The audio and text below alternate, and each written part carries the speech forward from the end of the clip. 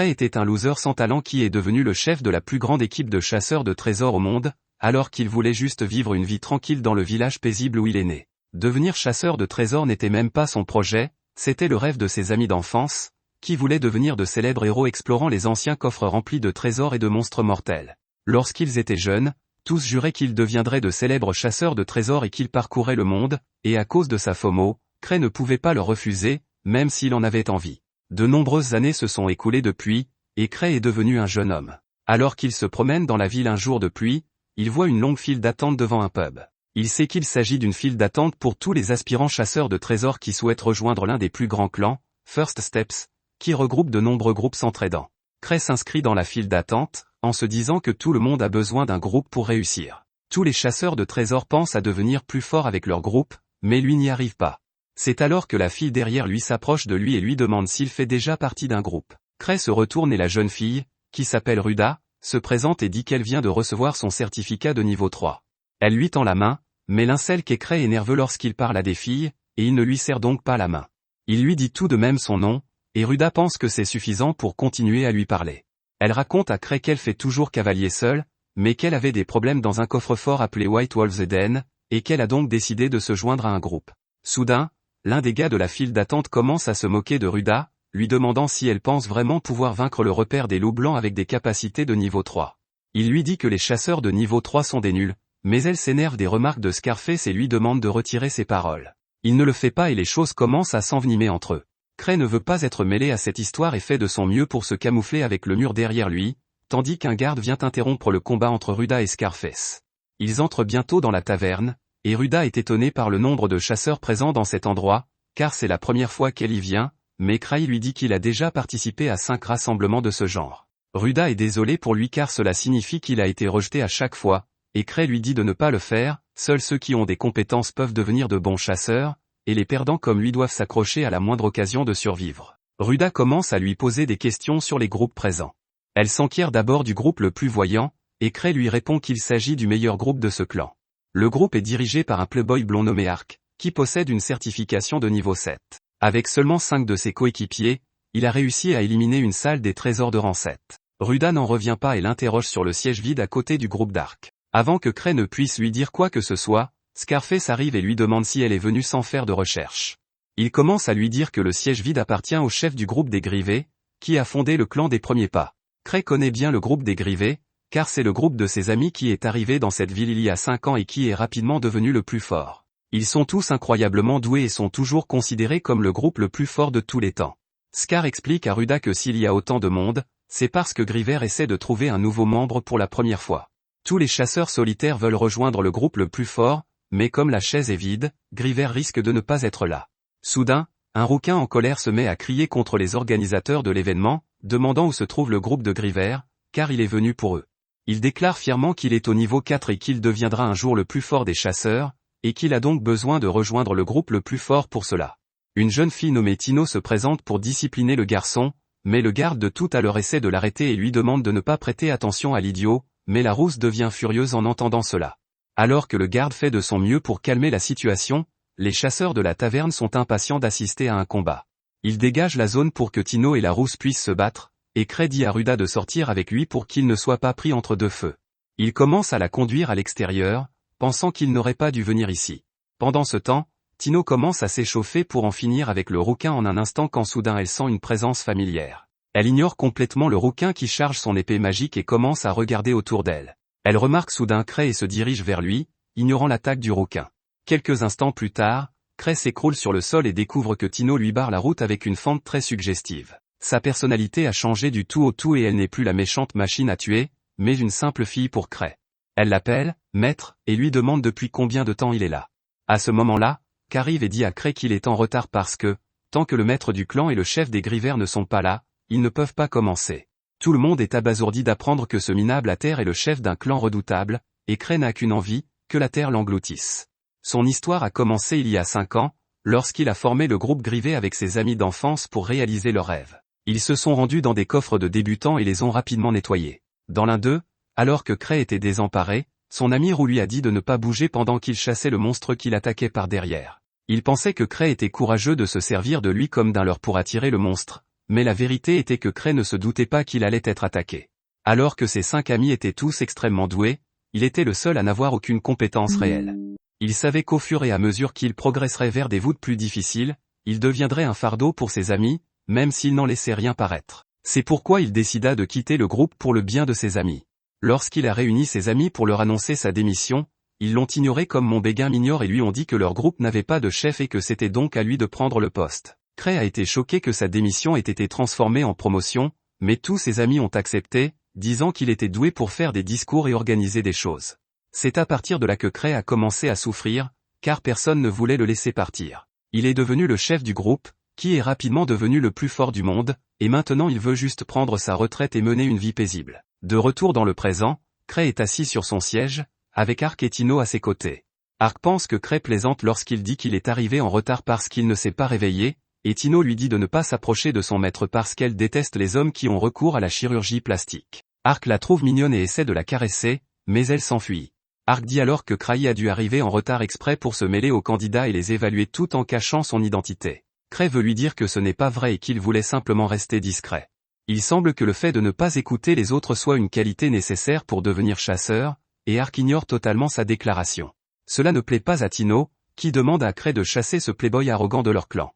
Chasseuse solitaire et disciple d'un ami d'enfance de Cray, elle le respecte plus que quiconque. Ark l'ignore également et demande à Cray s'il a trouvé quelqu'un de compétent pour rejoindre leur groupe. Cray n'a aucune idée de ce qu'il doit lui dire, mais il décide de se la jouer cool et demande « Et si j'avais trouvé quelqu'un ?» Ark répond qu'il acceptera cette personne dans son groupe sans poser de questions. Cray savait qu'Ark répondrait ainsi parce qu'il a un grand cœur, mais le harem de filles qu'il appelle son groupe ne veut le partager avec personne. De son côté, Tino pense qu'elle est la seule que Cray a jugée digne, et elle lui dit qu'il ne devrait pas l'envoyer dans le « gang de la chirurgie plastique ». L'attention de Cray se porte alors sur le rouquin violent de tout à l'heure, qui est bien décidé à rejoindre les Gris-Verts. Cray lui demande de se présenter et le garçon répond qu'il s'appelle Gilles et qu'il fait partie du groupe Purgatory Sword. Cray ne pense pas que le garçon ait quelque chose de spécial pour le moment, mais il pense que si le groupe d'Ark l'entraîne, il pourrait révéler son potentiel. Il sait qu'il n'a aucun talent pour repérer les gens, mais il s'en remet au dieu de l'armure de l'intrigue et décide de choisir Gilles. Cependant, il a une condition. Avant cela, Cray dit que la chose la plus importante pour un chasseur est la force et la détermination à ne jamais abandonner. C'est pourquoi il veut que Gilles et les autres lui montrent leur force et prouvent qu'ils sont dignes de rejoindre leur clan. Il déclare que depuis qu'il est devenu chasseur, il n'a jamais perdu une seule fois, et tout le monde est choqué. Certes, il n'a jamais participé à un vrai combat, mais cela n'a pas d'importance quand il s'agit d'attirer l'attention de la foule.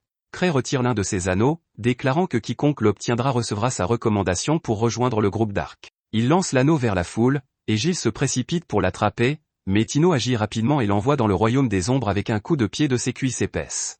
L'anneau s'envole de ses mains et se met à rouler sur le sol, et tous les chasseurs présents dans la taverne se mettent à le poursuivre comme des chiens enragés. Cray déclare que l'anneau est aussi un trésor et qu'il le laissera à celui qui le capturera. Il souhaite bonne chance à tout le monde et dit à Ruda et Scar qu'il les reverra dans les environs. La taverne devient un champ de bataille sanglant, et Cray part par la porte de derrière pour rentrer chez lui.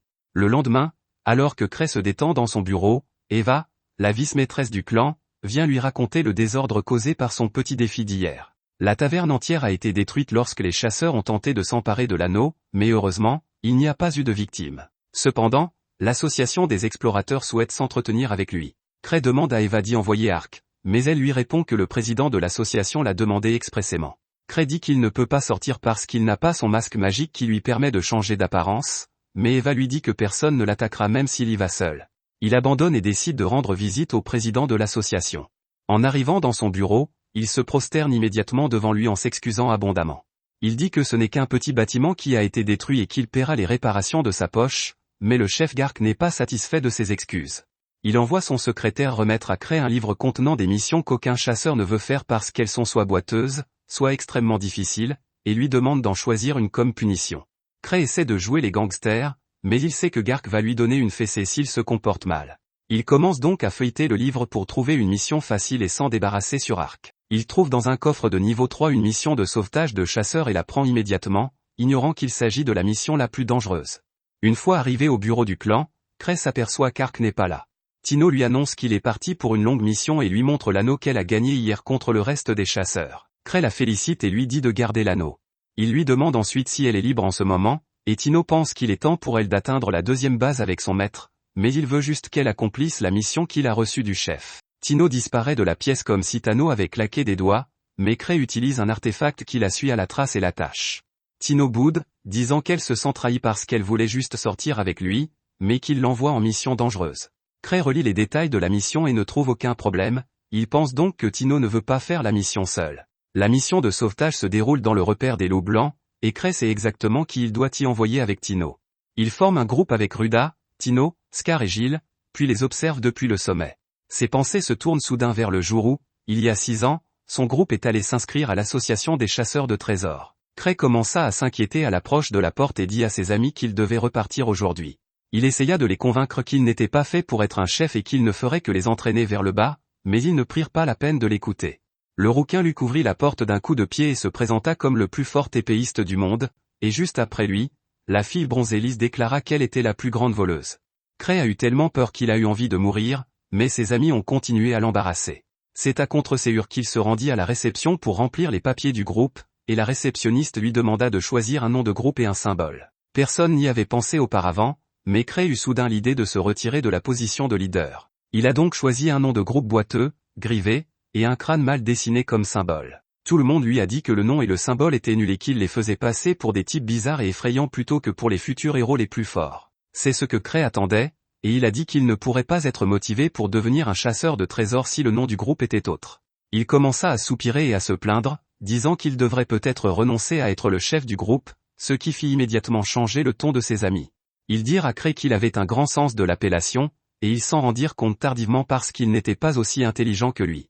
Le pauvre Cray n'avait plus le choix, et c'est ainsi que le groupe Grivé a été formé. De retour dans le présent, Cray se tient devant les 3 chasseurs de trésors qui sont encore en train d'assimiler le fait qu'il est le chef des Grivers. Il lui demande s'il est vraiment le chasseur de niveau 8 surnommé 1000 tours, et Tino cesse de se cacher derrière Cray en disant que c'est manifestement vrai.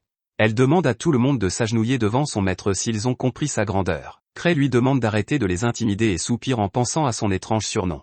L'association des chasseurs donne aux chasseurs de trésors accompli un surnom basé sur les données et les rumeurs les concernant, et c'est considéré comme un grand honneur. Gilles n'arrive pas à croire que Cray est un vrai chasseur de trésors parce qu'il a l'air trop faible. Tino lui dit de mettre un cactus dans son trou noir, et Cray lui demande d'arrêter. Elle dit qu'elle ne peut pas faire équipe avec des gens qui ne font que parler et qui ne valent rien. Cray pense que cela le décrit parfaitement, mais il décide d'arrêter de s'attarder sur les choses négatives. Il demande si tout le monde est prêt à aider Tino à explorer la salle des trésors de niveau 3. Gilles refuse d'obéir à Cray et Scar commence à se battre avec lui demandant de respecter le chasseur de niveau 8. Ne voyant pas d'issue, Cray annonce qu'il retire Gilles de l'équipe et demande à Gilles et Ruda s'ils veulent participer à la mission. Ils acceptent, et Cray commence à partir pour son bureau. Gilles le défie soudain de se battre et lui dit qu'il deviendra son subalterne s'il perd. Cray accepte le défi mais dit qu'il n'a pas à se battre contre lui.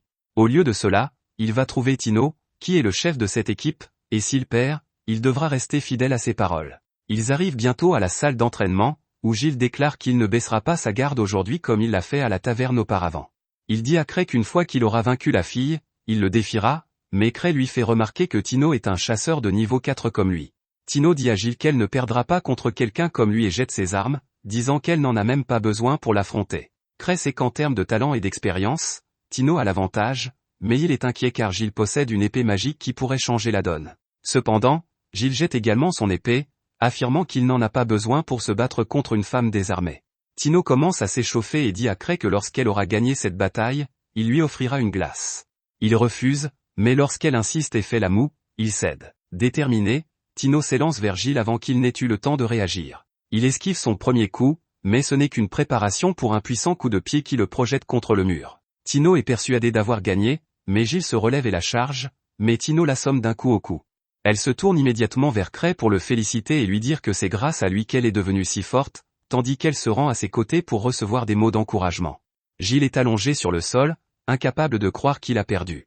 Il se souvient qu'il a toujours été le plus fort des enfants et qu'il rêvait de devenir un jour le plus fort des épéistes. Il est devenu chasseur de trésors et est venu à la capitale, formant un groupe et conquérant de nombreuses chambres fortes. Cependant, il a senti que la différence de compétences entre lui et ses coéquipiers devenait trop importante, alors il a quitté le groupe et est venu ici. Tino s'approche de lui et lui demande d'utiliser son épée s'il le souhaite. Il refuse, et elle lui dit que sa stupide fierté ne vaudra rien s'il meurt. Cray lui demande ensuite s'il a quitté son ancien groupe à cause de la grande différence de compétences. Gilles, choqué, lui demande comment il le sait, et Cray lui répond qu'il a été dans la même situation, mais que contrairement à lui, leur groupe est resté soudé. Il ne dit pas que ce sont ses amis qui ne l'ont pas abandonné, et Gilles pense que Cray est si fort que même les autres membres de son groupe ne lui arrivent pas à la cheville. Soudain, Cray touche son épée avec ses pieds et son corps se couvre de flammes. Tout le monde est choqué, car Cray analyse avec précision les pouvoirs de l'épée, et Gilles est abasourdi, car il n'a pas encore été capable de manifester des flammes d'un tel niveau. Il n'arrive pas à croire que Cray puisse en faire autant sans même tenir l'épée, et il réalise enfin que Cray est monstrueusement fort. Ensuite, Cray lit les détails de la chambre forte que l'équipe de Tino doit examiner. On l'appelle le repère des loups blancs parce qu'un type particulier de monstre, connu sous le nom de loup argenté, y vivait autrefois. Lorsque les loups ont été chassés, le coffre-fort s'est manifesté, ainsi que le fantôme d'un puissant loup argenté. Cray dit que c'est trop effrayant et sa secrétaire, Eva, lui dit qu'il n'aurait pas dû envoyer Tino et les autres là-bas. Cray lui répond que ce n'est qu'une chambre forte de niveau 3, que Tino est fort et qu'elle ne devrait pas avoir de problème. Il remercie ensuite Eva parce qu'elle lui a dit que Gilles avait quitté son groupe à cause de la différence de compétences, car cela l'avait vraiment effrayé lorsqu'il en avait parlé. Eva lui répond que ce n'est que son devoir et lui fait remarquer qu'elle a entendu dire qu'il avait aussi utilisé l'épée du garçon. Cray lui répond que l'épée est une relique et qu'elle est si facile à utiliser que même Gilles peut s'en servir sans rien y connaître. Il devient soudain un otaku des reliques, disant que les reliques trouvées dans les coffres au trésor sont incroyables et qu'il veut toutes les collectionner. Il commence à fantasmer sur l'épée de Gilles et se demande s'il ne devrait pas essayer de la lui acheter. Eva le gronde en lui disant qu'il a déjà trop de reliques, et il lui répond que chaque relique est différente et qu'il ne peut donc jamais s'en lasser. Eva dit que même s'il gagne beaucoup d'argent grâce à son groupe, il doit faire attention à ses dépenses, sinon il va se ruiner. Cray est d'accord avec elle et pense que les bénéfices de leur groupe sont divisés en parts égales et qu'il gagne beaucoup d'argent même s'il ne fait rien. Soudain, il se souvient qu'il doit recharger ses reliques et se rend chez une mage de sa guilde. Celle-ci charge volontiers la relique, tandis que son partenaire raconte à Cray qu'un loup fantôme a récemment été aperçu près du repère des loups blancs et qu'il a anéanti une caravane dont les gardes étaient de niveau 3. Cray s'inquiète, mais tente d'expliquer qu'il s'agit d'une coïncidence. La mage ajoute soudain que les loups de la salle des trésors sont devenus plus forts ces derniers temps et que l'association envisageait de modifier le niveau de difficulté. Elle ajoute que récemment, une équipe de chasseurs de trésors de niveau 5 a également disparu dans la chambre forte, et que leur chef était également très réputé. Cray est choqué d'entendre tout cela, et il sort immédiatement la page d'information sur la mission. Il n'avait pas remarqué les noms et les niveaux des personnes qu'il devait sauver lorsqu'il a accepté la mission, et maintenant qu'il voit qu'elles sont toutes de niveau 5, il panique, pensant qu'il a envoyé Tino et les autres à la mort. Lorsque les deux chasseurs lui demandent à quoi il pense, il leur révèle qu'il a envoyé Tino au repère des loups blancs avec 3 autres chasseurs. Ils sont effrayés mais pensent que c'est la façon dont Cray entraîne ceux qui ont du potentiel. Ils se disent que c'est ainsi que les Grivés sont devenus le groupe le plus fort, et Cray quitte soudain la pièce, essayant de se convaincre que tout va bien se passer. Il pense que l'épée magique de Gilles les aidera, mais il se demande s'il l'a chargée après l'avoir utilisée la dernière fois. D'un autre côté, le groupe de Tino se trouve près de la chambre forte, et l'atmosphère commence à devenir inquiétante. Tino leur explique que c'est pour cette raison qu'elle a demandé à tout le monde d'écrire leur testament avant de venir ici. Elle savait que Cray lui avait confié une mission très difficile, mais elle n'allait pas la lui refuser, même si elle devait mettre sa vie en danger.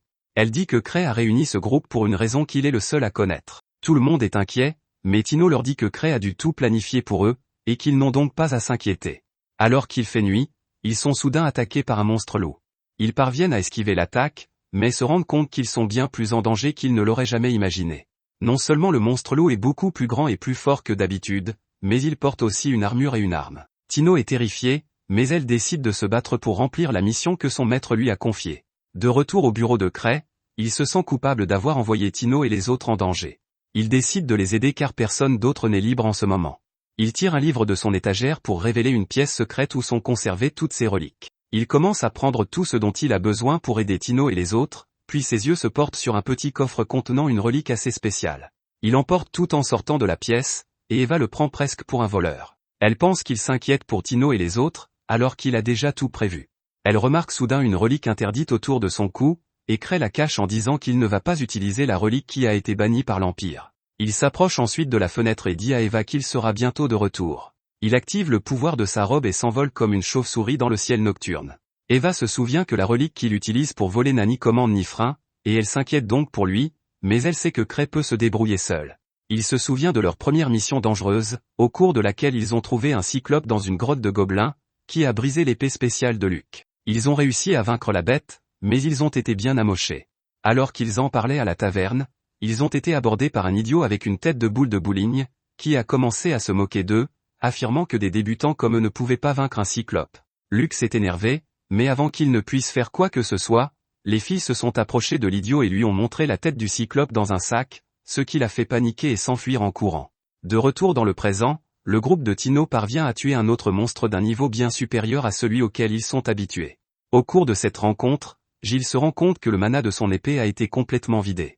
Il se souvient que Cray a libéré l'énergie de son épée lors de sa démonstration et qu'il a oublié de la recharger par la suite. Scar semble lui aussi ébranlé, tandis que Ruda respire difficilement après avoir tué un seul monstre. Scar pense qu'il devrait repartir, car ils n'ont pas les personnes ou le niveau nécessaire pour s'occuper de ces monstres, mais Tino rejette directement leur plan, affirmant que Cray les a envoyés pour une raison, et qu'il est hors de question qu'ils le déçoivent. Elle affirme que tout fait partie du plan de Cray, et que même l'épée de Gilles qui a été déchargée pourrait faire partie de son plan. Croyant totalement en Cray, elle avance en faisant bouger ses atouts. Bientôt, ils atteignent le donjon proprement dit, où ils trouvent ces monstres loups qui attendent à l'extérieur avec des fusils et des arcs, prêts à attaquer quiconque s'approchera de la grotte. Ils se cachent tous derrière des rochers et discutent de leur plan à partir d'ici. Tous décident qu'il est préférable d'éviter les affrontements à découvert et d'essayer d'abord d'entrer dans la grotte. Gilles affirme héroïquement qu'il va distraire les dogos pendant que les autres courent à l'intérieur. Tino se rend immédiatement compte que Gilles a le cerveau d'un grille-pain et lui dit que les loups lui feront la peau s'il tente quoi que ce soit d'amusant. Gilles affirme qu'il a toujours son épée légendaire et que, même sans mana, elle reste une arme redoutable. Mais en tant que chef du groupe, Tino le nie, car elle doit s'assurer qu'ils reviennent tous en un seul morceau, avec leurs cerises intactes. Tino propose rapidement un plan alternatif, Ruda et elle peuvent faire diversion, ce qui empêchera Sigma de s'installer, tandis que Gilles et Scar les attaqueront par derrière, comme s'ils avaient fait tomber la savonnette. Pendant ce temps, Cray vole aussi vite que possible, espérant que le groupe est encore en vie. À son insu, le groupe dépasse ses limites et s'en sort plutôt bien. À la surprise générale, ils parviennent même à vaincre les 4 monstres loups, grâce à leur incroyable travail d'équipe. Ils semblent tous très surpris de voir qu'ils ont réussi à battre des adversaires aussi forts, mais Tino ne partage pas leur excitation, car elle sait que la seule raison pour laquelle ils gagnent est que l'ennemi n'a aucune notion de coopération. Dès que les ennemis commenceront à travailler ensemble, ils n'auront plus aucune chance de survie. Soudain, d'autres monstres sortent de la grotte et le groupe se met immédiatement en action. Tino se retient et observe son équipe temporaire, remarquant rapidement que même s'il s'agit d'un petit groupe, ils sont assez forts chacun de leur côté.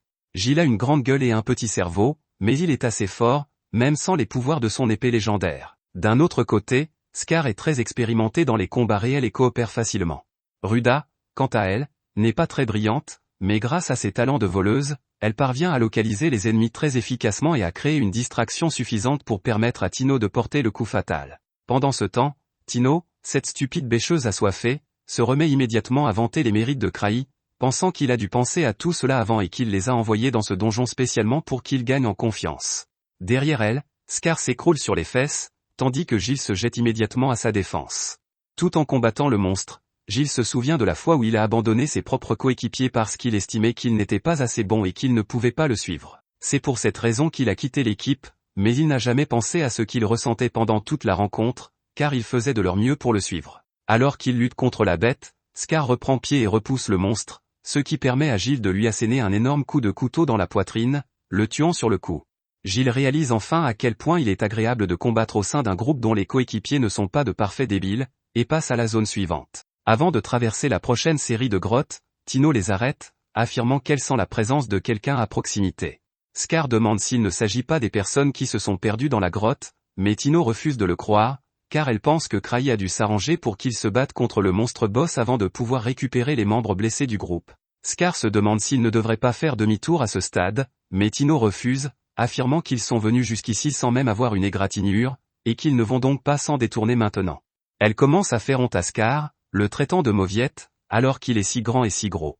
Elle prétend qu'ils ne peuvent pas grandir s'ils ne font que les tâches les plus sûres. Scar pense qu'elle a peut-être raison, car depuis qu'il est devenu un aventurier de niveau 4, il n'a jamais ressenti le besoin d'aller dans les donjons de niveau supérieur, puisqu'il pouvait gagner de l'argent dans les zones de niveau inférieur. Lorsqu'il rencontrait un monstre susceptible de le mettre en difficulté, il décidait toujours d'éviter le combat, car il avait déjà vu plusieurs de ses amis mourir en essayant de jouer les héros.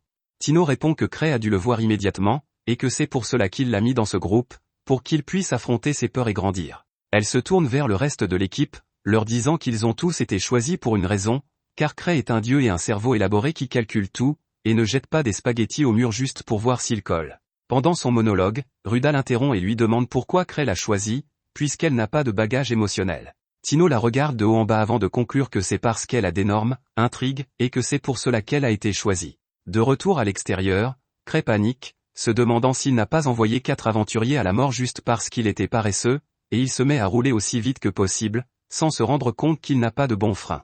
C'est pourquoi il se transforme en boule de flipper en entrant dans le donjon. Pendant ce temps, Tino et son groupe se retrouvent face à face avec le monstre géant qui brandit une énorme hache. Scar pense que le boss est bien trop grand pour eux, et le monstre essaie bientôt de les frapper avec sa hache. Ils parviennent tous à esquiver le coup en courant, mais Scar et Ruda finissent par tomber au sol. Tino se rend compte que le monstre est incroyablement puissant et qu'ils doivent trouver un plan. Elle remarque que le boss ne porte pas de casque, ce qui signifie soit qu'il est trop cool pour un casque, soit que sa tête est son point faible, qui l'aurait cru. Elle demande à Gilles de bloquer la prochaine attaque pendant qu'elle portera le coup fatal, et Gilles accepte le plan sans hésiter. Ils s'apprêtent tous à repartir à l'assaut lorsque le monstre s'avance pour attaquer avec sa hache géante. Gilles parvient à bloquer l'attaque avec son épée tandis que Scar attaque par derrière, mais se fait gifler au visage. Tino se précipite rapidement vers la bête, esquivant les coups tandis que le monstre tente d'attaquer Scar à nouveau et brise son épée. Le monstre aurait tué Scar sans Tino, qui saute sur sa hache et commence à courir vers son visage. Elle fait un acte de foi, mais malheureusement, la bête est beaucoup plus rapide et finit par la taillader sur ses cuisses juteuses pendant qu'elle le poignarde à l'arrière du cou, car elle a trop regardé l'attaque du titan. Le plan fonctionne puisque le monstre disparaît, et elle se laisse tomber au sol pour prendre une potion de santé afin de soigner sa blessure. Gilles et Scar sont tous deux soulagés d'être en vie et se dirigent vers Tino, qui donne son épée à Scar, affirmant qu'elle peut survivre sans elle pendant un certain temps. Soudain, elle sent quelque chose et esquive une lance qui se dirige vers elle depuis les ténèbres. Ils sont tous choqués car le boss est déjà mort, mais bientôt, 4 autres monstres boss émergent des ténèbres avec des armes différentes, tandis que Ruda panique. Même Tino pense que Cray a peut-être exagéré cette fois-ci, car un seul boss suffisait, mais elle n'a pas l'intention de le laisser tomber.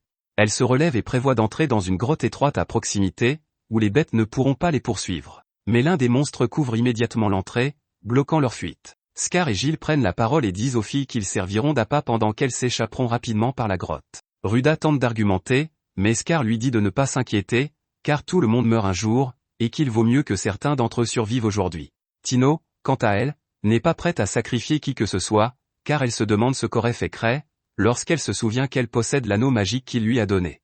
Elle leur demande de la soutenir et tous trois attaquent le monstre l'un après l'autre. Tino utilise l'anneau, qui peut tirer une balle d'air sur l'ennemi, et le charge avant d'en faire exploser les yeux du monstre. Le monstre commence à s'agiter dans tous les sens tandis que Gilles s'élance pour porter le coup fatal. Malheureusement, il est repoussé par une gifle, et lorsque Tino tente de l'aider, les monstres sont déjà sur eux.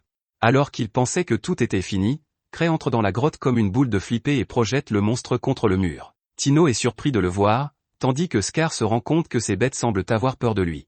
L'un des monstres tente d'attaquer Cray, mais grâce à ses reliques protectrices, rien ne se passe. Cray s'empresse de tirer une décharge magique sur le monstre à l'aide de ses anneaux magiques, l'envoyant à nouveau dans le mur. À la surprise générale, le monstre s'en sort sans trop de dommages. Cray sourit, sachant que les anneaux magiques ne sont pas très puissants et qu'ils ne sont que tape à l'œil.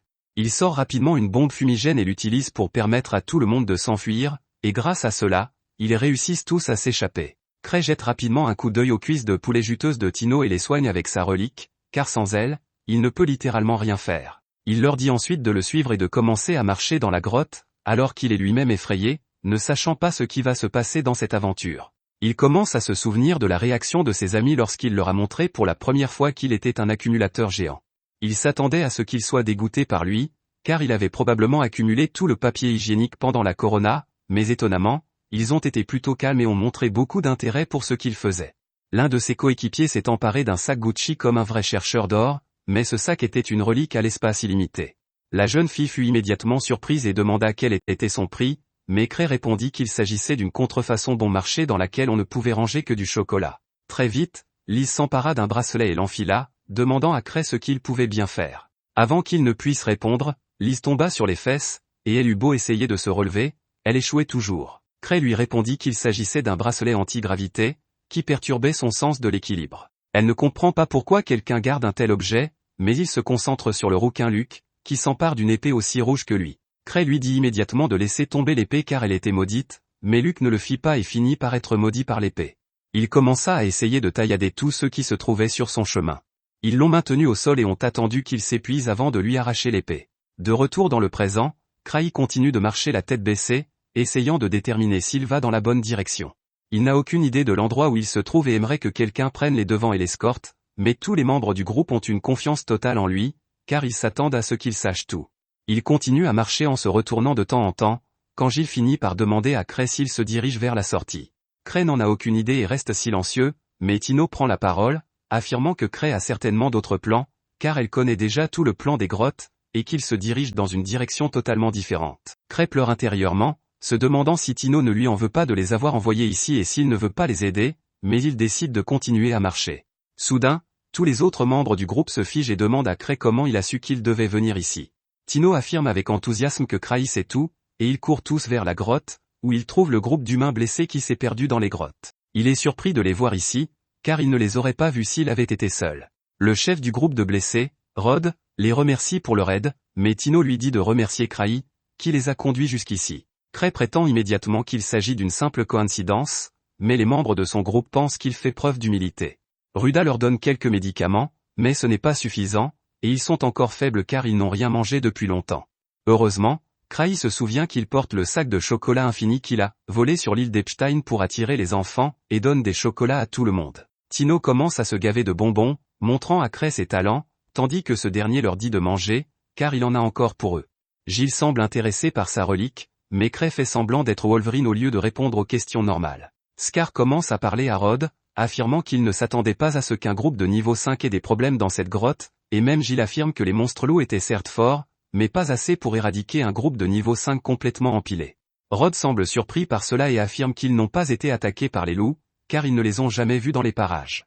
Il s'avère qu'un monstre fantôme de Sigma est apparu devant eux, tout seul, et qu'il les a complètement massacrés. Il prétend que le fantôme doit être un monstre spécial qui tombe à cause d'Halloween ou quelque chose comme ça, car il était assez fort pour contrôler même les boss loups à lui tout seul. Rod leur dit que même s'ils avaient confiance en leurs compétences, le fantôme était tout simplement trop fort pour eux, et même en utilisant toutes ses capacités spéciales, le fantôme a facilement dévié tout ce qu'il avait avant d'encercler Rod, comme s'il était assis sur des toilettes galeuses. Rod affirme qu'il pense que le fantôme est peut-être même plus fort que le saint de l'épée lui-même. Cela prend tout le monde par surprise, car tout le monde dans la capitale impériale sait que le saint de l'épée est le plus fort épéiste vivant à l'heure actuelle. Cray se contente de croquer dans son sneaker, sachant que le saint de l'épée n'est autre que son ami d'enfance Luke, mais il doute que ce fantôme soit aussi fort que Luke, qui aurait tué le monstre depuis longtemps s'il avait été aussi fort. Quoi qu'il en soit, Cray n'arrive pas à maîtriser ce monstre et regrette de ne pas avoir attendu le beau arc pour s'occuper de cette mission. Tous les habitants de la grotte se tournent vers Cray pour lui demander conseil, mais ce dernier détourne le regard, honteux de ne pas savoir quoi faire. Soudain, Cray décide de les piéger pour gagner du temps et dit à Tino qu'il lui confie la responsabilité de ce groupe et qu'elle doit les faire sortir de la grotte le plus vite possible pendant qu'il vérifie quelque chose. Tino n'est pas très confiant et affirme que Cray est le meilleur ici, mais Cray insiste sur le fait que ce sera un bon entraînement et l'incite à devenir le chef. Tino est très heureuse d'apprendre que Cray lui fait autant confiance. Elle lui montre ses cuisses de poulet en guise de récompense et affirme qu'elle ne le décevra pas. Ils commencent à marcher dans le labyrinthe de grottes et finissent par apercevoir la sortie au loin. Cependant, le fait de pouvoir voir la sortie les rend encore plus anxieux, car ils craignent que le fantôme ne se montre. Rod dit à Tino qu'il servira de bouclier pour eux afin qu'ils puissent s'échapper en toute sécurité, mais Tino rejette l'idée, affirmant qu'ils reviendront tous sains et saufs puisque Cray est avec eux.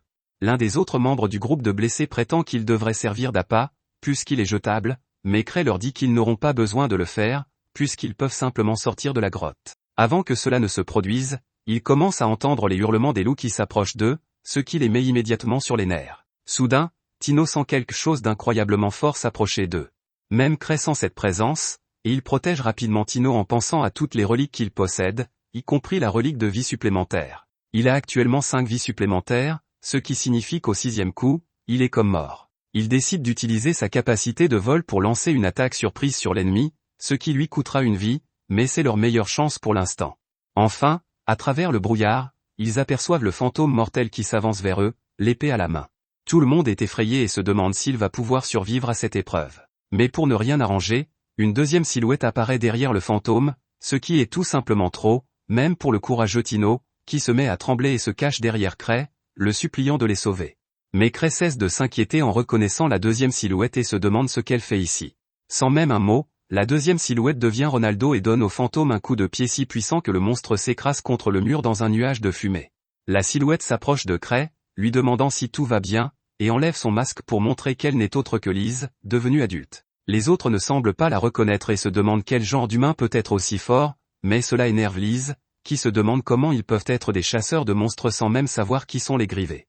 Elle explique à Cray qu'elle a fait tout le chemin jusqu'à la ville pour le rencontrer, mais qu'en arrivant au manoir, elle a entendu que Cray était sorti dans la grotte pour aider le groupe. Elle demande alors à Cray de s'éloigner car elle doit parler à son élève et se dirige immédiatement vers Tino, toujours caché derrière Cray. Elle commence à parler à la pauvre fille, affirmant qu'elle ne peut pas croire que Tino est si inutile qu'elle n'a même pas pu survivre seule dans cette stupide grotte et qu'elle a dû demander de l'aide à Cray. Giles pense évidemment que c'en est trop et tente de l'arrêter, mais il reçoit un coup de pied retourné si puissant qu'il est projeté contre le mur, ce qui l'assomme. Liz continue alors à réprimander Tino, affirmant qu'elle ne peut pas croire que, même après l'avoir entraîné pendant si longtemps, elle soit toujours aussi inutile et stupide. La pauvre Tino s'effondre sur le sol, mais Liz n'a pas l'intention de se calmer et, comme un manager toxique, elle continue à dire des grossièretés à une personne qui est déjà au plus bas. Cray n'ose pas intervenir tandis que Tino se met à quatre pattes et s'excuse auprès de Liz pour ses échecs, dans une pose étonnante, pour être honnête. Cray finit par penser que c'en est trop et intervient en disant à Liz que Tino a fait un excellent travail pendant la quête puisqu'elle a vaincu presque tous les ennemis et a même retrouvé les membres blessés du groupe. Il dit à Liz qu'elle peut y aller doucement maintenant, car son entraînement était manifestement excellent. Liz change immédiatement de personnalité, devenant une gentille fille qui lui demande si elle a fait du bon travail ou non.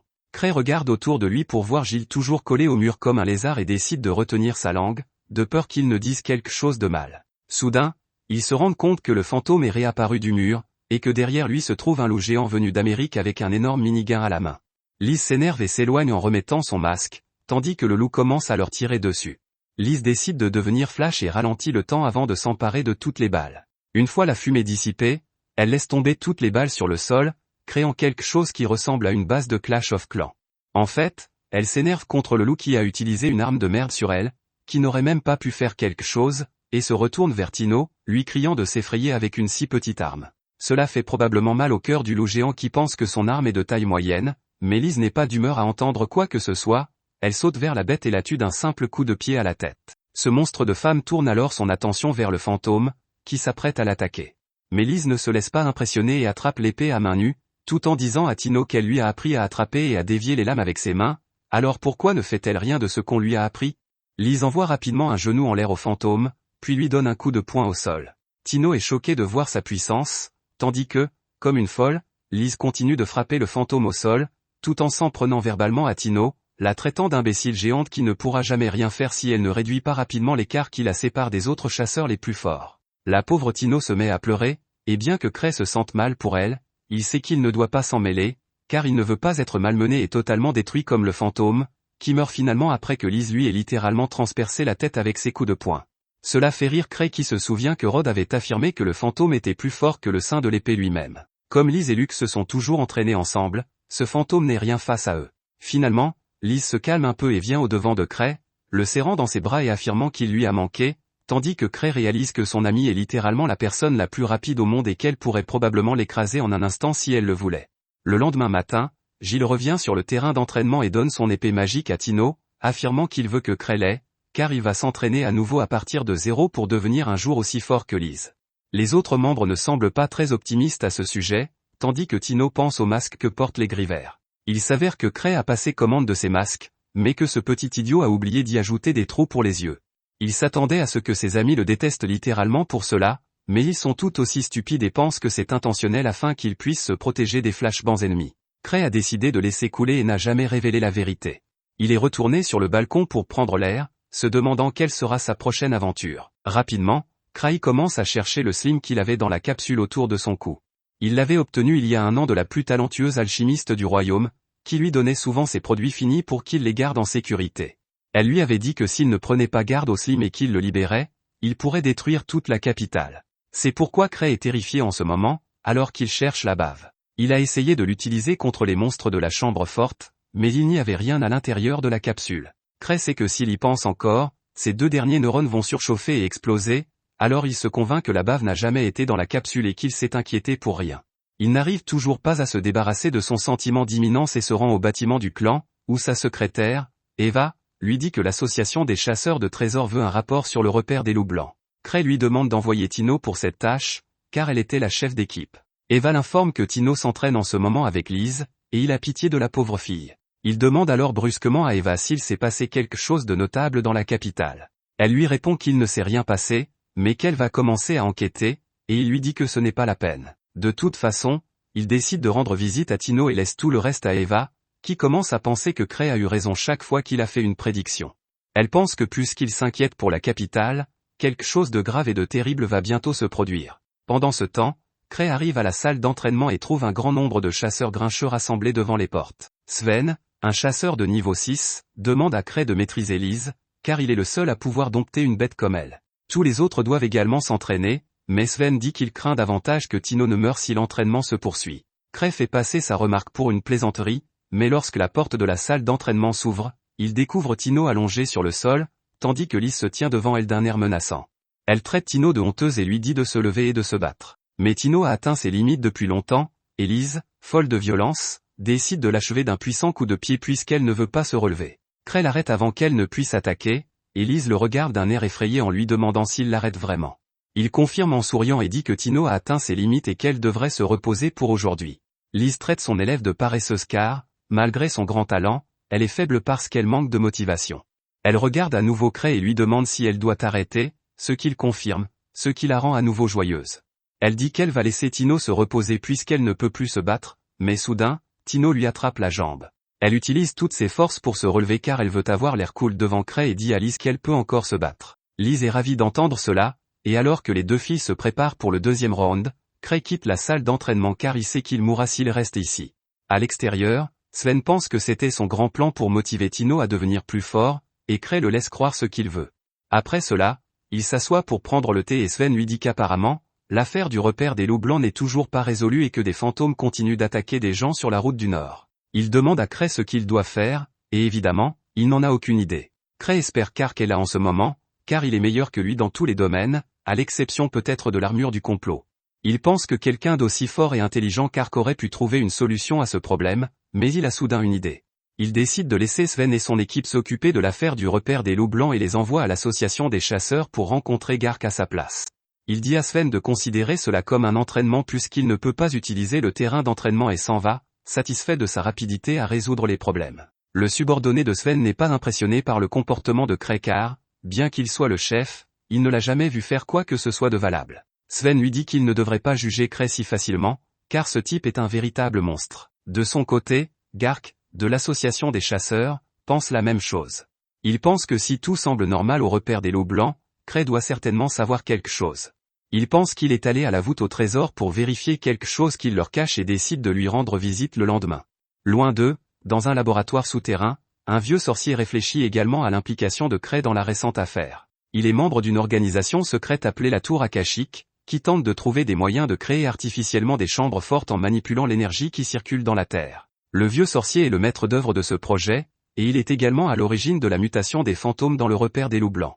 Cependant, il n'aurait jamais imaginé qu'un chasseur de haut niveau comme Cray entrerait dans la voûte au trésor et découvrirait leur plan.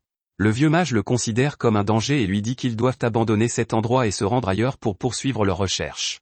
Il espère qu'il n'a pas renvoyé la responsable de la sécurité, car elle aurait pu s'occuper de Cray. Pendant ce temps, Cray fait un cauchemar dans lequel il est question d'une gigantesque bave noire qui brûle toute la ville. Il se réveille en sueur parce que la chaleur de la ville en feu était trop réelle, mais il s'avère que la cause de la chaleur était Lise, qui s'était glissée dans son lit. Ce n'est pas nouveau pour Cray, et il ne s'énerve même pas contre Lise parce qu'il la connaît depuis bien trop longtemps. Elle lui demande s'il est libre aujourd'hui parce qu'elle fait une pause dans son entraînement. Cray décide d'accepter son plan, quel qu'il soit, car cela le distraira de son mauvais rêve. Cependant, alors qu'ils se rendent au bâtiment du clan, ils sont choqués d'y trouver Gark, qui est venu ici depuis que Cray n'a cessé de s'excuser. Il dit à Cray qu'il faut qu'il parle, mais Lise lui tient tête et lui dit de faire le ménage lui-même et d'arrêter de compter sur Cray. Gark est furieux et se plaint qu'elle ait laissé une mission prioritaire inachevée, mais elle dit à Baldy d'arrêter de perturber leur rendez-vous. Il continue à se chamailler et Cray croit assister à une bataille de rôti entre un humoriste et Gordon Ramsay. Soudain, la bataille de jurons se transforme en véritable combat, et Cray demande à l'assistant de Gark de monter à l'étage pour qu'ils puissent au moins parler comme des gens civilisés. Il lit un rapport sur le repère des loups blancs et dit à l'assistant qu'il n'y a rien de remarquable quand il l'a vu. Il dit que quelque chose d'autre l'inquiète, mais il se rend immédiatement compte qu'il a commis une erreur et révélé quelque chose qu'il n'aurait pas dû. L'assistante lui demande de s'expliquer, et il prend un air ombrageux et mystérieux en disant qu'il ne peut rien dire pour l'instant, mais que son clan coopérera avec l'association. Il lui demande de parler de cette affaire à Ark à partir de maintenant car il peut l'aider. En bas, Lise et Gark s'affrontent toujours, et la réception est pratiquement détruite. Lise, très agile, continue de prendre le dessus sur Gark, bien qu'il soit à égalité en termes de force. Elle s'amuse à lui dire qu'il a vieilli et que ses articulations doivent faire des bruits d'éclatement lorsqu'il bouge autant. Furieux de ses insultes, il abat son poing sur le sol, mais elle esquive son attaque et le plaque au sol en lui disant de faire de l'exercice parce qu'il a grossi. La rage de Gark explose et il se déchaîne pour donner une leçon à Lise. Il l'attaque, mais ses coups ne touchent que le bâtiment, car Lise esquive tout. C'est alors que Cray descend et leur demande à tous les deux d'arrêter car ils ont fini de parler. Alors que Gark n'est pas d'humeur à reculer, Lise se précipite immédiatement aux côtés de Cray et s'accroche à lui, disant qu'ils devraient reprendre leur rendez-vous maintenant. Gark et sa secrétaire retournent aussi à leur bureau, mais quand Eva arrive au bâtiment du clan et voit la destruction, elle fait une mini-crise cardiaque. Enfin, Cray et Lise sortent jouer ensemble, et Lise dit qu'il est dommage que Gark s'affaiblisse à cause de son âge avancé. Cray pense que c'est Lise qui devient de plus en plus forte, même si cela semble pratiquement impossible. Il lui demande ce qu'elle pense de la salle des trésors de niveau 8 qu'elle a explorée, et elle lui répond que c'était vraiment amusant et que les monstres qui s'y trouvent sont les meilleurs. Cependant, elle s'est lassée au bout d'un moment et est revenue le voir. Cray lui demande son avis sur le chef du repère des loups blancs, et elle lui demande « Quel chef ?» Il se rend compte que le chef de la voûte au trésor était un déchet pour Lise, et qu'elle n'a même pas pris la peine d'y prêter attention. Il est un peu découragé, et ses pensées se tournent à nouveau vers la bave disparue. Il se demande si cela va vraiment mettre la ville en danger, et Lise lui demande pourquoi il a l'air si déprimé. Il lui demande soudain ce qu'elle ferait si la ville était détruite et, sans hésiter, Lise lui répond qu'elle s'enfuirait avec lui et qu'ils iraient sur une île tropicale où ils s'amuseraient comme des fous. Cray est surpris par l'attitude positive et insouciante de Lise et pense qu'il devrait apprendre quelque chose d'elle. Il lui dit qu'il devrait aller faire du shopping maintenant, quand soudain Lise lui donne son sac et va maîtriser un homme au hasard dans la rue. Cray panique et lui demande ce qu'elle fait. Elle lui répond que cet homme les harcelait. Cray lui dit qu'elle est paranoïaque et lui demande de relâcher l'homme. L'homme panique un peu en voyant Cray et s'enfuit, ce qui fait penser à Lise que tout cela faisait partie de son plan. Elle dit que son jeu d'acteur était trop bon et lui demande pourquoi il a laissé partir l'homme. Elle veut savoir ce qu'ils vont faire, mais Cray ne sait même pas de quoi elle parle. Le lendemain, Cray et Lise se rendent dans le quartier le plus dangereux de la ville, et Lise pense toujours qu'il s'agit d'un rendez-vous. Cray lui dit que ce n'est pas un rendez-vous et qu'il est là pour affaire. D'après les informations qu'il a reçues d'Eva, de nombreuses personnes ont disparu des bidonvillers, bien que ce ne soit pas quelque chose qui l'inquiéterait autrement, il craint que le Slim disparu ne soit impliqué d'une manière ou d'une autre. En prime, il y a aussi un nouveau magasin de glace à proximité, et Cray prévoit d'y jeter un coup d'œil après avoir fait le strict minimum pour sa mission. Il dit à Lise qu'il devrait d'abord aller voir le magasin de glace, et elle est très contente, mais le propriétaire du magasin de glace ne l'est pas. C'est le même homme que Lise a attrapé la dernière fois et que Cray a laissé partir. Il craint que Cray ait fait exprès de le laisser s'enfuir et qu'il soit venu le capturer. Il ne comprend même pas comment Cray a pu apprendre que ce magasin de glace n'était qu'une couverture pour l'une des bases de recherche de la tour akashique. Il envisage de fermer le magasin immédiatement, mais la porte s'ouvre soudain et une rousse nommée Sophia arrive. L'homme reprend espoir, car Sophia est en fait chargée de toutes les questions liées à la défense au sein de leur organisation. Devant leur porte, Lise s'impatiente et tente de faire sauter la porte, mais Cray l'en empêche en lui disant que le magasin n'ouvre peut-être pas aujourd'hui. Elle lui obéit à contre-séure et ils retournent dans leur clan, au grand soulagement du faux commerçant. De retour dans son bureau, Cray demande à Lise si elle sait quand l'alchimiste Citri reviendra de la salle des trésors du niveau 8. Lise lui répond que cela peut prendre du temps, et Cray espère qu'elle reviendra avant que sa bave ne détruise toute la ville. À ce moment-là, Eva vient au bureau et lui dit que l'association des chasseurs a formé une équipe pour enquêter sur le repère des loups blancs. Il semble qu'ils mettent le paquet cette fois-ci, envoyant même un expert en relique pour voir s'ils peuvent trouver quelque chose de nouveau. Cray trouve que c'est une grosse affaire, mais cela ne le dérange pas car il n'ira pas là-bas de toute façon. Pendant ce temps, le commerçant atteint le quartier général de la tour akashique et annonce à tout le monde que Cray l'a retrouvé. Il est terrifié parce que Cray a vu à travers leur parfait déguisement et n'a même pas pris de mesures contre eux. Il tremble en disant qu'il ne peut même pas deviner ce qui se passe dans l'esprit de Cray, et les autres se sentent également désemparés face à cette situation. Il se tourne vers Sophia pour lui demander des suggestions, et elle leur dit qu'ils devraient combattre Cray et son clan de front. Tout le monde est choqué, mais Sophia leur assure qu'ils ont une chance de gagner. Même si leur ennemi est de niveau 8, elle est persuadée que le système de sécurité qu'elle a mis en place peut vaincre le clan de Cray. Le vieux mage lui donne la permission de procéder comme elle l'entend, car ils ne peuvent pas reculer éternellement devant ce combat. Le lendemain, le bâtiment du clan des premiers pas est plein à craquer d'aventuriers. En entrant dans le bâtiment, Tino est choqué de voir autant de monde et demande à un homme ce qui se passe. Il lui répond qu'ils sont venus enquêter sur le repère des loups blancs, et Tino trouve que c'est un peu exagéré. Cependant, l'homme lui dit que Cray avait l'intention d'y envoyer Ark en premier, et Tino est encore plus choqué. Envoyer un chasseur de niveau 7 comme Ark dans une salle des trésors de niveau 3 signifie que l'affaire est plus sérieuse que ce que l'on peut imaginer. C'est pourquoi l'association et son clan ont rassemblé un grand nombre de chasseurs de trésors pour compenser. Cray et Eva arrivent bientôt, et Cray demande si tous ces gens sont réunis pour une sorte de fête. Eva lui répond qu'ils vont enquêter sur le repère des loups blancs. Elle explique que Cray ayant demandé à Ark de s'occuper de ce travail, elle a rassemblé une force qui pourrait le remplacer. C'est un choc pour Cray, car il a parlé d'Ark parce qu'il est le « monsieur parfait », typique qui fait tout parfaitement. Il pense que le déploiement d'un tel nombre de personnes lui coûtera très cher, et propose donc de réduire le nombre de personnes de moitié. Les chasseurs paniquent en entendant cela, car ils pensent qu'ils vont mourir maintenant. Eva calme tout le monde et dit que Cray doit avoir quelque chose d'important à leur dire, ce qui n'est manifestement pas le cas. Il essaie de leur dire que la difficulté de la mission ne sera pas aussi élevée qu'ils le pensent, mais ils refusent de le croire. Cray se tourne vers Eva et s'enquiert des récompenses accordées aux chasseurs. Il apprend que le chef Gark a débloqué des fonds supplémentaires pour s'assurer que tout le monde soit bien payé. La question de l'argent étant réglée, Cray dit aux chasseurs de faire ce qu'ils veulent, et ils sont heureux de pouvoir aller tous ensemble au coffre-fort. C'est alors que Liz arrive, les traitant de mauviettes qui sont trop faibles et qui n'ont même pas le courage de relever les défis pour devenir forts. Elle saute chez Cray, lui disant qu'elle va s'occuper de cette mission et qu'elle a juste besoin que Tino vienne avec elle. Cray refuse immédiatement d'accéder à sa demande, car il ne veut pas mettre en danger la vie de Tino et ne veut pas que le moral des autres diminue. Il dit que tout le monde partira en mission, puis Eva lui demande de prendre le commandement du groupe. Cray est surpris d'entendre cela, mais tous les autres sont soulagés, pensant que leur sécurité est garantie puisque le maître du clan vient avec eux. Cray se rend compte qu'il ne peut pas simplement dire qu'il ne viendra pas avec eux, alors il dit qu'il les rejoindra plus tard. En attendant, c'est Sven, qui est déjà au repère des loups blancs, qui prend le commandement. Avant que tout le monde ne parte, Cray dit à un gars de se méfier des monstres baveux au cas où ils seraient présents dans la chambre forte. L'équipe de chasseurs de trésors se rend à la chambre forte, sans savoir qu'il s'agit de la base de la tour akashique, qui pense que Cray a envoyé les chasseurs de trésors pour s'occuper d'eux. Alors qu'ils ne savent pas comment réagir, Sophia leur dit que c'est l'occasion d'attaquer les chasseurs alors qu'ils ne sont pas encore prêts. Elle explique que son système de défense a été conçu pour lutter contre les chasseurs les plus puissants, et que seul le groupe Grivé réuni peut le vaincre. Cependant, seul Cray, Liz et l'alchimiste Citri sont près de la capitale en ce moment, et elle a déjà prévu de battre Cray et Liz. Citri est la seule contre laquelle elle n'a pas de stratégie infaillible, mais il semble que Sophia ait un compte personnel à régler avec elle, et elle déclare qu'elle l'écrasera personnellement. Elle dit que Citri a découvert la théorie de leur maître sur la création de nouveaux coffres à trésors et qu'elle s'y est essayée elle aussi. Sophia dit qu'ils ne peuvent pas la laisser faire et demande aux magiciens la permission d'utiliser toute leur puissance de feu pour l'arrêter. Le sorcier lui accorde la permission et fait d'elle la commandante de leur force pour cette bataille, mais son numéro 2 n'a pas l'air ravi.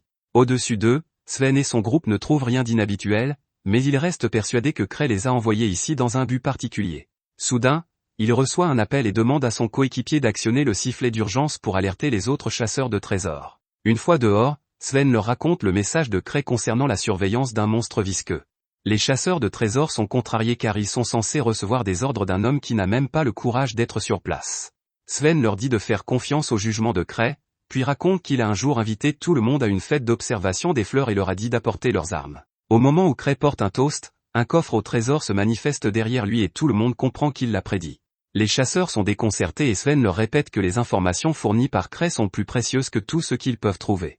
De retour dans le bureau de Cray, Liz le harcèle pour qu'il lui donne du travail, car elle veut montrer ses talents de combattante devant lui. Cray est déjà irrité par son comportement et se demande combien de temps il va devoir la tolérer avant que les chasseurs puissent résoudre le problème dans le repère des loups blancs, et qu'il puisse montrer son visage à la fin.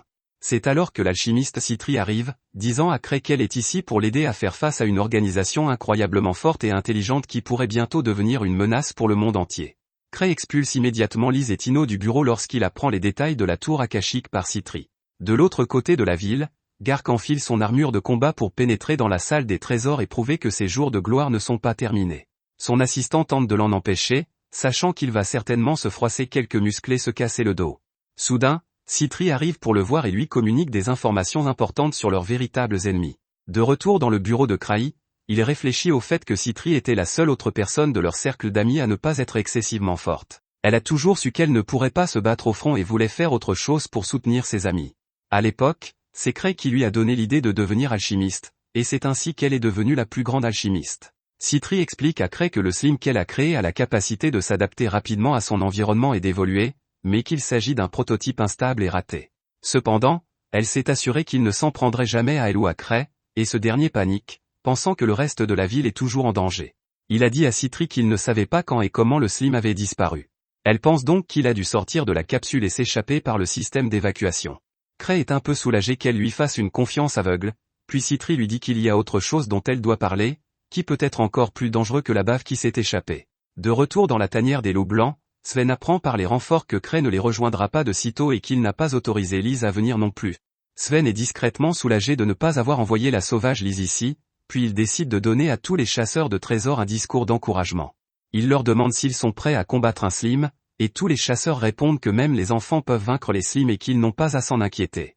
Sven savait que cela arriverait et il maudit Cray de ne pas leur avoir donné plus d'informations utiles. C'est alors qu'un chasseur trêle décide d'aller dans la chambre forte parce qu'il pense qu'élaborer des stratégies est une affaire de faible. Tout le monde se moque de lui, et Sven dit qu'il peut très bien devenir la première victime des monstres, et qu'ils apprendront quelque chose de sa mort. Le vilain chasseur les traite de mauviettes en rentrant, puis quelqu'un lève timidement la main pour poser une question.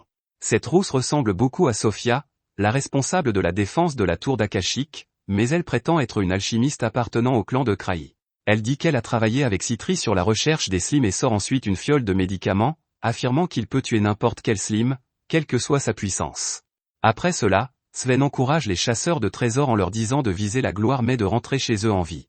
L'enquête commence, et à la fin de la journée, ils ne trouvent rien d'autre que les fantômes de loups, qui sont légèrement plus forts que la normale. Sven se demande si Cray ne s'est pas trompé cette fois-ci, mais pense que ce sera une bonne chose si c'est le cas. C'est alors que l'affreux chasseur au QI négatif arrive et dit que si tout le monde ici n'avait pas peur des limaces, la mission serait déjà terminée. Il se rend dans la forêt pour arroser un arbre et maudit Cray de donner des ordres mais de ne pas avoir les couilles de se rendre sur le lieu de l'action. Soudain, il entend un bruit étrange et va voir ce qu'il en est. Il est choqué de trouver deux hommes et un énorme loup enchaîné. Les hommes appartiennent à la tour Akashic, et ils sont ici pour mettre la noix de Hulk dans le loup afin qu'il devienne super fort et qu'il élimine autant de chasseurs qu'il le peut, conformément au plan de Sophia. Gain se rend compte que quelque chose ne va pas lorsqu'il voit l'injection géante et se précipite pour battre les deux gars. Il en assomme un, mais l'autre lui lance des boules de feu. Il les bloque également avant de le gifler, puis il prend le grand type pour le battre d'abord et lui poser des questions ensuite. Le grand lui demande s'il a été envoyé par Cray, mais Gain lui répond que c'est lui. Pendant qu'il tabasse ce type, son partenaire injecte le sérum de puissance dans le loup, qui se met soudain à fondre à l'extérieur, mais devient encore plus dangereux. Les deux hommes déclarent que ce monstre cherchera la plus grande quantité de mana à proximité et l'absorbera pour devenir encore plus fort. Le monstre aspire instantanément le mana des deux sorciers et Gain donne un coup de sifflet pour alerter tout le monde. Sven dit à tout le monde de se préparer à combattre dès qu'il entend le sifflet, et ils se rassemblent à l'extérieur de la forêt, armés et prêts. Bientôt, Gain arrive en courant, gravement blessé et amputé d'un bras, en disant que Cray avait raison depuis le début et qu'un puissant monstre visqueux est présent dans la forêt. C'est alors que le loup fantôme, qui s'est transformé en bave à cause du sérum fondant, arrive, et Sven lui décoche une flèche, visant à détruire ses pattes avant tout. Les magiciens lancent des attaques de feu et de glace sur la bave du loup, mais rien n'y fait. Pendant ce temps, Sven et le guérisseur vont voir Gain, qui leur dit avoir vu deux mystérieux bâtards injecter quelque chose au loup fantôme et le transformer en bave. Le loup baveux sort indemne du barrage magique, et Sven décide de tenter une attaque physique. Il pointe son arc vers la bave et tire rapidement une demi-douzaine de flèches, mais elles ne font aucun dégât à la bave de loup.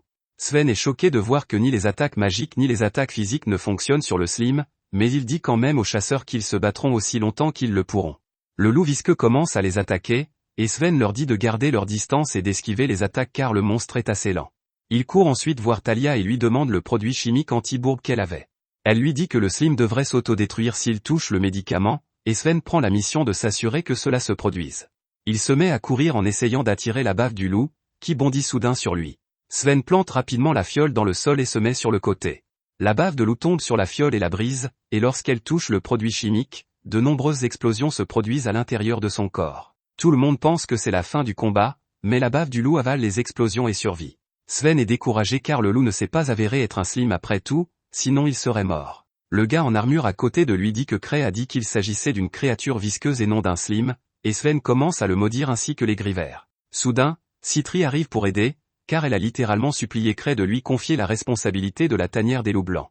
Elle explique à Sven que s'ils ne peuvent pas toucher à la bave du loup, c'est parce que son mana dense fait office de barrière. Elle s'intéresse à ce monstre unique qu'elle n'a jamais vu auparavant, mais il lui suffit d'un rapide coup d'œil pour comprendre comment le loup fantôme a fondu et s'est transformé en bave. Elle s'approche du dangereux monstre, esquivant ses attaques avec désinvolture lorsqu'elle se rend compte qu'il chasse les personnes qui possèdent le plus de mana pour remettre son corps en état. Elle a pitié de lui, pensant qu'il s'agit d'une expérience ratée, et décide de le tuer par pitié. Elle lance une fiole sur le loup visqueux et demande à Sven de l'abattre. Cette version améliorée des œils de faucon abat avec précision la fiole et la tête du loup baveux. Elle lui explique que c'est le métal anti-mana qui a annulé les défenses du monstre. Juste à ce moment-là, Gark arrive lui aussi en tenue de combat, et Sven est surpris de le voir ainsi. Citri explique qu'elle a demandé à Gark de la raccompagner parce que, contrairement à sa sœur Lise, elle ne pouvait pas courir jusqu'ici. Comme cela ne répond pas aux questions de Sven, Citri lui dit qu'elle a une idée sur ce qui vient de se passer et qui est derrière tout ça. Elle conduit tout le monde dans un camp où elle explique l'existence de la tour akashique et de son chef, Maître Magu. Les gros bras aux allures d'employés de bureau disent que Magu a été banni de la capitale impériale il y a longtemps, et elle leur demande s'ils pensent vraiment que les interdictions sont utiles. Elle leur dit que cette chambre forte est la base de la tour akashique et Talia suggère qu'il pourrait avoir beaucoup d'équipements importants ici. Citri connaît cette fille, et elle affirme que c'est vrai et que pour empêcher quiconque de trouver leurs recherches, la tour akashique se prépare à la bataille. Elle est déterminée à les arrêter, eux et leurs expériences illégales et dangereuses, et pour cela, elle demande à tout le monde de la suivre. Elle dit qu'elle n'est pas Cray, mais qu'elle fera de son mieux. Plus tard, alors que tout le monde se prépare pour le combat, l'assistant de Sven dit que Citri semble très courageuse. Il lui demande de ne pas sous-estimer cette fille, car elle utilise le fait qu'elle est faible pour utiliser tous les moyens possibles pour gagner, et en ce sens, elle est un monstre au même titre que les autres Griver. De son côté, Lise s'acharne sur les genoux de Cray en lui demandant de la laisser partir aider Citri parce qu'elle est la plus faible, mais il refuse fermement de répondre à ses crises de colère. Au plus profond de la tanière des loups blancs, dans la cachette de la tour akashique, les gros bonnets lisent un manuel d'instructions laissé par Sophia. Elle a écrit qu'ils devaient libérer les fantômes capturés un par un, mais les hommes ne sont pas d'accord, car cela permettrait aux chasseurs de les vaincre plus facilement. Bien que leur maître ait donné les pleins pouvoirs à Sophia, les hommes pensent qu'une femme ne peut rien savoir de la guerre et qu'ils doivent donc prendre la situation en main. Ils décident d'ignorer ces instructions et de lancer tous les fantômes en même temps. À l'extérieur de la grotte, Citri et d'autres aventuriers interrogent deux membres de la tour akashique qu'ils ont capturés. Citri leur promet de les libérer s'ils lui indiquent l'emplacement de leur maître mage. Les deux idiots sont prêts à sacrifier leur vie pour leur maître, mais il s'agissait en fait d'une question piège, et Citri voulait juste confirmer que Magu était bien le cerveau de toute l'opération. Elle dit aux deux prisonniers qu'ils peuvent le faire de la manière la plus simple ou de la manière qui lui plaît. Comme ils refusent de parler, elle sort un sérum de vérité qu'elle utilise sur eux. Cependant, les représentants du gouvernement, avec le livre de la loi coincé dans leur cul, lui disent que l'utilisation de choses qui peuvent manipuler l'esprit des gens est contraire à la loi. Citri leur demande simplement s'ils se soucient plus de la loi que d'attraper Magu, et même Gark prend sa défense, disant aux fonctionnaires de la laisser faire son travail. Elle assure à tout le monde qu'elle ne faisait que jouer à des jeux d'esprit et que le sérum de vérité n'est qu'un Gatorade aromatisé aux fruits exotiques. Elle boit tout, et soudain, un rugissement retentit dans le camp. Tout le monde sort et découvre une bave de loup géante qui vient vers eux, et cette fois-ci, elle est rouge et plus rapide que la précédente. Citri explique qu'il va falloir analyser les barrières qui l'entourent pour le détruire, et pour cela, elle demande aux tankistes de se tenir devant le monstre et d'endurer ses attaques. Bien que terrifié, un tankiste s'exécute, mais le monstre fait instantanément voler son bouclier. Citri ordonne alors au magicien d'attaquer le loup baveux de tous les côtés, tout en constatant que sa barrière magique l'immunise contre les attaques au corps à corps. Elle se demande comment ils vont s'y prendre quand soudain, un loup baveux bleu apparaît. Tout le monde panique et pense qu'il faut se replier immédiatement, mais Citri remarque qu'elle ne savait pas que l'Akashic Tower était dirigée par des idiots alors qu'elle est censée être une organisation de chercheurs. Elle demande à tout le monde de cesser d'attaquer et de se mettre à l'abri, et c'est alors que les deux monstres se retrouvent face à face. Ils commencent à se battre et Citri explique que les limaces-loups s'en prennent à l'ennemi qui a le plus de mana, ce qui les pousse à attaquer leurs propres coéquipiers. Bientôt, d'autres limaces-loups arrivent et commencent à se battre entre elles, tandis que les deux prisonnières sont choquées de voir leur puissante arme tomber en panne. De retour dans leur base, Magu sermonne les crétins qui ont fait cette erreur et ne se sont pas arrêtés après avoir vu les deux premiers monstres s'affronter. Sophia est en contact avec eux par l'intermédiaire d'un appareil de communication et leur dit qu'ils ne peuvent rien faire contre les monstres pour l'instant, mais qu'ils ont d'autres tours dans leur sac. Cependant, elle note que la situation à l'extérieur a changé car Citri et Gark ont rejoint les chasseurs. Magu panique en entendant le nom de Gark, mais Sophia lui assure qu'ils ont encore de bonnes chances de gagner. Elle dit que battre en retraite n'est pas une option car les chasseurs ont deux de leurs hommes comme prisonniers, et même s'ils ne parlent pas, Citri découvrira tôt ou tard l'emplacement de leur base. Elle suggère d'attirer l'ennemi dans leur base avant qu'ils ne puissent se préparer, puis de les détruire tous avec l'atout du maître. Tout d'abord, elle veut déployer une bête extrêmement puissante, le mangeur de malice, pour écraser les chasseurs. Comme il est encore en mode entraînement, quelqu'un doit en prendre le contrôle. Elle dit à Flick, qui a foiré la dernière tâche, que c'est sa chance de montrer tout son potentiel, et elle lui demande de contrôler le mangeur de malice pour rassembler tous les chasseurs. Flick, nargué par ses paroles, jure devant Magu qu'il attirera les chasseurs vers la base. De retour à la base des chasseurs de trésors, Talia observe Citri en plein travail et se met à penser que Citri a toujours été un génie sans concurrence. Elle était terriblement motivée et travailleuse, ce qui a souvent donné à Talia l'impression de ne pas être dans son ombre. Soudain, Sven s'approche d'elle et la sort de ses pensées. Il commence à expliquer que son médicament anti-bourbe n'a pas fonctionné sur le monstre de tout à l'heure parce que ce n'était pas une bave et que Cray aurait dû leur donner plus de détails. Il change rapidement de sujet et demande pourquoi les deux prisonniers la dévisagent car, selon lui, elle n'est pas la plus attirante du camp. Talia répond qu'elle n'en a aucune idée et Sven lui dit de venir le voir si quelque chose arrive. Peu après, Citri trouve l'emplacement de la base de la tour akashique en analysant le terrain et le flux de mana dans la région. Tout le monde est surpris, et Citri demande alors aux prisonniers si sa supposition est correcte. Leurs réactions paniquées suffisent à confirmer sa théorie, et ils appellent immédiatement l'alchimiste rousse à les libérer, en l'appelant Sophia. Les chasseurs lui demandent de quoi il parle et Citri leur révèle que Sophia est son ennemie et une élève de Magu. Elle a essayé de la retrouver depuis longtemps mais n'a jamais pu la localiser complètement. Citri pense qu'il est absolument nécessaire de capturer Sophia et Magu pour détruire la tour akashique, et elle compte bien régler ses comptes avec Sophia pour de bon cette fois-ci. Non loin d'eux, Cray, Lise et Tino s'approchent de la base.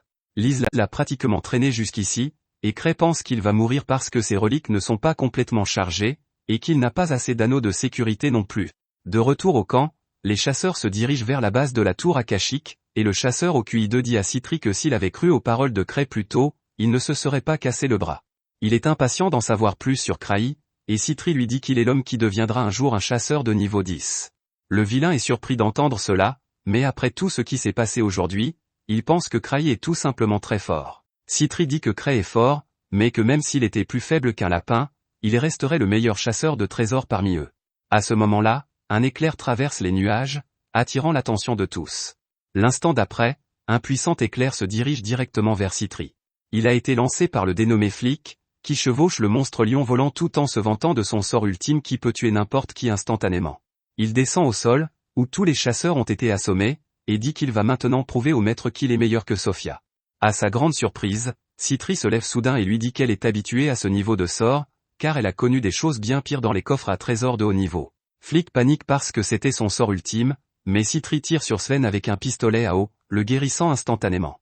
Sven charge Flick et l'assomme avant d'attaquer le monstre lion, qui le renverse facilement. Le monstre attaque Sven, mais soudain, Gark arrive et coupe le monstre en deux avec sa hache, tandis que Citri soigne tout le monde avec le pistolet à eau. De retour à la base, Magu est furieux parce que Flick n'a pris qu'un seul des monstres avec lui alors qu'il était censé les prendre tous. Ses subordonnés lui expliquent que l'attaque ultime de Flick n'a servi à rien et que les chasseurs continuent de se diriger vers leur base. Ils veulent que Magu s'échappe pendant qu'ils retiennent les chasseurs, mais il est opposé à cette idée. Il déclare qu'ils ont encore un atout, Sophia. Tant qu'ils n'ont pas perdu les deux, ils ne peuvent pas abandonner leur base.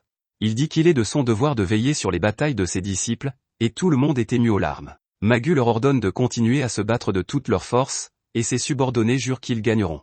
Pendant ce temps, Citri et les autres ont trouvé l'entrée de la base de la tour akashique, mais Sven pense qu'ils ne devraient pas y aller sans préparation. Gark lui répond qu'il est toute la préparation dont ils ont besoin.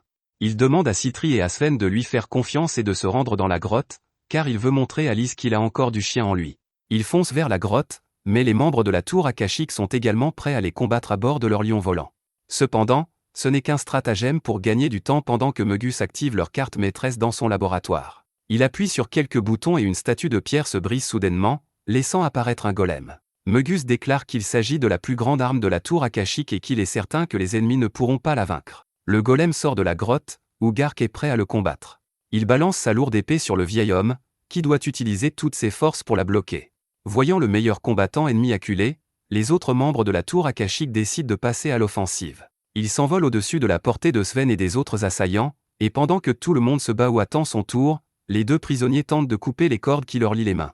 L'un des lions volants attaque Sven et le blesse, mais il se soigne et dit à ses amis de ne pas se laisser abattre. Les choses semblent mal engagées pour les chasseurs de trésors, mais soudain, Lise arrive sur les lieux et frappe l'un des lions volants à toute vitesse et le fait tomber.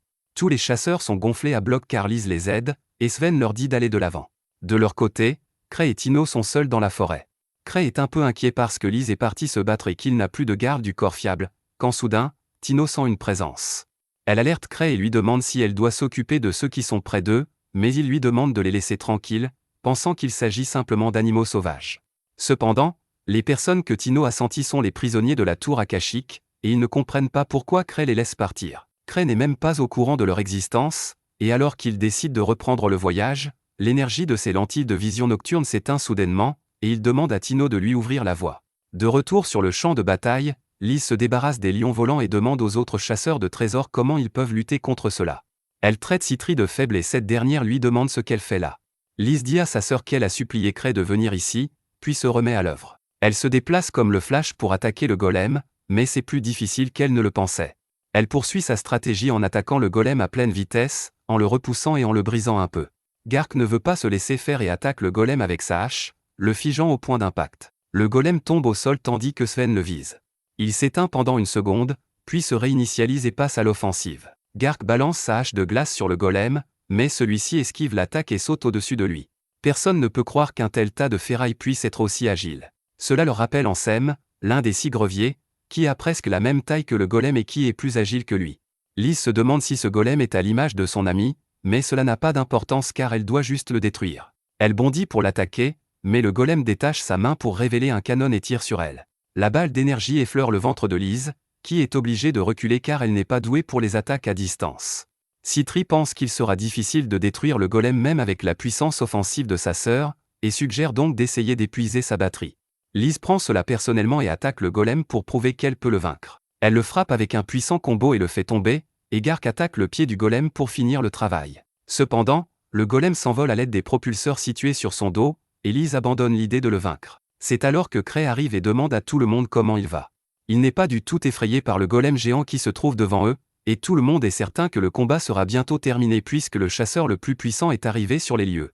Le golem se met soudain à voler vers Cray, et Tino s'accroche à lui par peur. Mais il ne sait pas quoi faire, et soudain, le golem est repoussé avant même de l'avoir touché. Le golem s'éteint en heurtant le mur, et tout le monde demande à Cray quel mouvement secret il a utilisé cette fois-ci. Ils sont loin de se douter que Cray n'a même pas vu le golem pendant tout ce temps, car ses lentilles n'ont plus de mana, et il demande à Tino pourquoi tout le monde agit comme s'il s'était passé quelque chose d'important. Quoi qu'il en soit, le combat s'arrête là et les chasseurs de trésors investissent la base de la tour akashique, confisquant tout ce qu'ils peuvent y trouver. Cray reçoit un rapport de Citri, qui le remercie d'avoir envoyé Liz les soutenir au bon moment. Cependant, le combat n'est pas encore terminé, et elle prévoit de détruire la tour akashique en personne. De leur côté, les 2 prisonniers évadés rencontrent Mogus et d'autres personnes qui ont fui la base après avoir perdu la bataille. Les 2 hommes sont persuadés que l'alchimiste rousse parmi les chasseurs de trésors est Sophia, et ils disent à Mogus qu'elle a infiltré la base de leur ennemi, et qu'elle pourrait donc faire quelque chose. Cependant, Mogus n'a plus le courage de se battre contre Cray, car il ne sait même pas ce qu'il va faire ensuite. Il décide de quitter l'Empire et demande à ses hommes de rappeler Sophia. Pendant ce temps, Cray assiste à une réunion avec Gark et un représentant du gouvernement qui veulent qu'il dise tout ce qu'il sait sur la tour akashique, mais il ne le sait pas, et il le leur dit clairement. Il leur demande d'en parler à Citri, car c'est elle qui était responsable, et le fonctionnaire devient nerveux en entendant son nom. Il y a 3 ans, une évasion massive a eu lieu, et toutes les preuves pointaient vers Citri, ce qui lui a valu d'être rétrogradé au rang 2 et de se voir retirer son titre. Cependant, Gark est intervenu personnellement pour prouver qu'elle était innocente, et depuis lors, les représentants du gouvernement l'évitent. De retour à la base de fortune de la tour akashique, les disciples de Mogus ont capturé Note Sophia et l'ont amenée à lui. Elle a peur d'eux et demande ce qu'ils vont lui faire, mais Mogus lui demande de laisser tomber. Cependant, la jeune fille continue d'insister sur le fait qu'elle n'est pas Sophia, et lorsqu'un lion volant apparaît hostile à son égard, Mogus se rend compte qu'elle dit la vérité. À ce moment-là, la vraie Sophia arrive avec une bouteille de vin, et tout le monde est confus. Sophia, cependant, ne réagit pas même après avoir vu son double et dit à Mogus qu'elles ont l'air identiques, mais qu'il y a encore beaucoup de différences notables entre elles. Elle enlève soudain sa perruque et sa robe pour révéler qu'elle est en fait Citri, et tout le monde panique. Mogus lui demande comment elle a osé se déguiser en Sophia, et Citri lui répond qu'elle est la même Sophia que celle qu'il connaît. Tout le monde est choqué d'entendre cela et pense que Citri les a trahis depuis le début. Elle leur dit que ce n'est pas vrai et qu'elle a rejoint la tour akashique parce qu'elle était très impressionnée par le travail de Mogus. Elle respecte toujours sa curiosité et sa soif de connaissance et l'a aidé parce qu'elle voulait voir des résultats. Cependant, elle dit à Mogus qu'ils doivent maintenant arrêter cela. Elle explique que si Cray a laissé partir ses hommes malgré leur capture et n'a rien fait contre eux jusqu'à la fin, c'est parce qu'il l'a averti d'arrêter tout cela et de revenir auprès de lui. Elle assure à Mogus qu'elle n'a rien dit, mais Cray a le pouvoir de voir à travers les mensonges. Elle dit qu'il a tout organisé pour qu'ils puissent tester leurs recherches contre des chasseurs de haut niveau, et que cela a été un succès pour la plupart. Lorsque le golem l'a attaqué hier soir, elle est intervenue pour l'arrêter car elle ne voulait pas qu'il soit anéanti. Elle dit à tout le monde que les recherches ont été confisquées et qu'ils seront tous arrêtés, mais qu'elle continuera les recherches. Comme la personne appelée Sophia n'a jamais existé, elle ne sera jamais retrouvée, et tout le blâme retombera sur Mögus. Citri se dirige ensuite vers son assistante, lui disant que ses cheveux roux uniques se distinguaient dans la foule, et qu'elle lui avait donc emprunté son apparence. La jeune fille se met à pleurer et s'effondre, puis les disciples de la tour akashique tentent de l'attaquer, mais Citri ordonne au lion volant de lui venir en aide, et tout le monde recule. Mögus utilise cependant une puissante attaque de feu qui tue le lion, mais Citri est indemne car elle s'y était préparée. Elle a retrouvé la Citri Slim que Cray avait perdue, et elle a absorbé l'attaque pour la protéger. La bave commence soudain à manger le corps du lion, alors que Citri explique qu'il s'agit de son meilleur travail, car il peut constamment grandir en mangeant du mana. Mögus panique en entendant cela, car cela signifie que la bave a le potentiel de dévorer la terre entière, et Citri dit qu'elle voulait juste tester ses performances contre un mage aussi puissant que lui. Soudain, ses disciples activent une bombe fumigène et lui disent de s'enfuir pendant qu'ils retiennent la bave dorée. Cependant, alors que Mögus s'enfuit, il se heurte à quelqu'un de très musclé à la porte et tombe dans les escaliers. Mögus panique en le voyant, et c'est alors que Citri arrive, lui disant qu'elle voulait devenir forte pour égaler le reste de ses amis. Mais créer des golems prend du temps et coûte cher, alors elle a décidé de créer une chimère de compagnie. Pour ce faire, elle s'est introduite dans une prison de haute sécurité et a utilisé tous les criminels évadés comme matière première pour fabriquer cette chimère. Mögus se rend compte qu'il est confronté à la personne la plus impitoyable qu'il ait jamais connue, et Citri met son masque en disant qu'il deviendra une excellente matière première pour elle. La chimère tue le vieil homme et tous les autres sont arrêtés après que Citri a effacé leur mémoire. Elle efface également la mémoire de son assistant et informe Cray que tout s'est bien passé. Elle lui dit qu'elle sera plus prudente la prochaine fois, mais il ne comprend pas vraiment de quoi elle parle. Peu après, Cray et Citri vont rencontrer Gark et les représentants du gouvernement au sujet des objets confisqués à la base de la tour d'Akashic. Cray dit qu'il aimerait avoir le golem Akashic et l'autre objet dont le nom rime avec O. Les représentants du gouvernement sont choqués, et même s'ils comprennent pourquoi Cray demande le golem, ils lui demandent pourquoi il veut les mangeurs de malice. Cray a l'oreille très fine, comme Hélène Keller, et il entend toujours « mangeur » comme « O ». Il dit aux représentants du gouvernement qu'il a manifestement envie de la boire, et tout le monde commence à s'inquiéter de sa santé mentale. Finalement, les fonctionnaires acceptent de lui donner les mangeurs de malice, mais pas le golem, et Citri remercie Cray d'avoir négocié en son nom. Elle part récupérer les lions volants redoutables, et pendant ce temps, Gark approche Cray avec des nouvelles inquiétantes. Il lui parle d'un groupe de chasseurs de trésors appelé Crashing Lightning qui est récemment arrivé dans la capitale. Ils sont dirigés par un célèbre chasseur de niveau 7 nommé Arnold Eye, mais Cray ne le connaît pas et lui demande s'il s'agit du type qui jouait dans la série Terminator. Gark lui rit au nez et lui dit qu'Arnold aurait tué un dragon. Il donne une tape dans le dos de Cray en lui disant de ne pas créer d'ennui avec Arnold, mais même sa petite tape suffit à détruire l'un des anneaux de sécurité de Cray. Le vieil homme s'en va et Cray remarque alors une affiche pour la grande vente aux enchères de reliques qui aura lieu bientôt. Il aimerait vraiment y participer, car on y trouve les reliques les plus belles et les plus rares, mais il n'a pas beaucoup d'argent en banque pour l'instant. Il se demande s'il devrait emprunter de l'argent à Citri alors qu'il n'a même pas rendu ce qu'il a emprunté la dernière fois, tandis qu'une réceptionniste s'approche de lui. Elle se présente comme Chloé, la nièce de Gark, et remarque que son oncle semble être de bonne humeur en ce moment. Cray lui répond qu'il parlait d'un nouveau venu, Almond Oil. Citri arrive à ce moment-là et ils partent, croisant en chemin le nouveau venu Arnold et son groupe. Lorsqu'ils atteignent le clan, Citri fait apparaître un adorable bébé mangeur de malice à qui elle a appris à ne pas faire de mal à elle et à Cray. Le bébé saute sur Cray pour jouer avec lui, mais ses contacts ludiques suffisent à activer les anneaux de sécurité de Cray.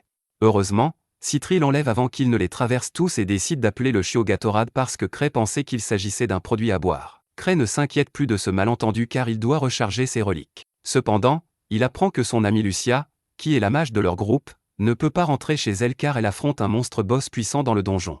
À ce propos, Citri lui donne une relique spéciale qui lui permet de conserver un sort en cas d'urgence. Il en a déjà une, mais Citri lui demande de la garder et de la porter à l'annulaire de sa main gauche. Ensuite, elle lui fait un massage qu'elle apprécie plus que lui, et quand Cray lui dit que ses reliques n'ont plus de mana, elle lui demande de tout lui laisser.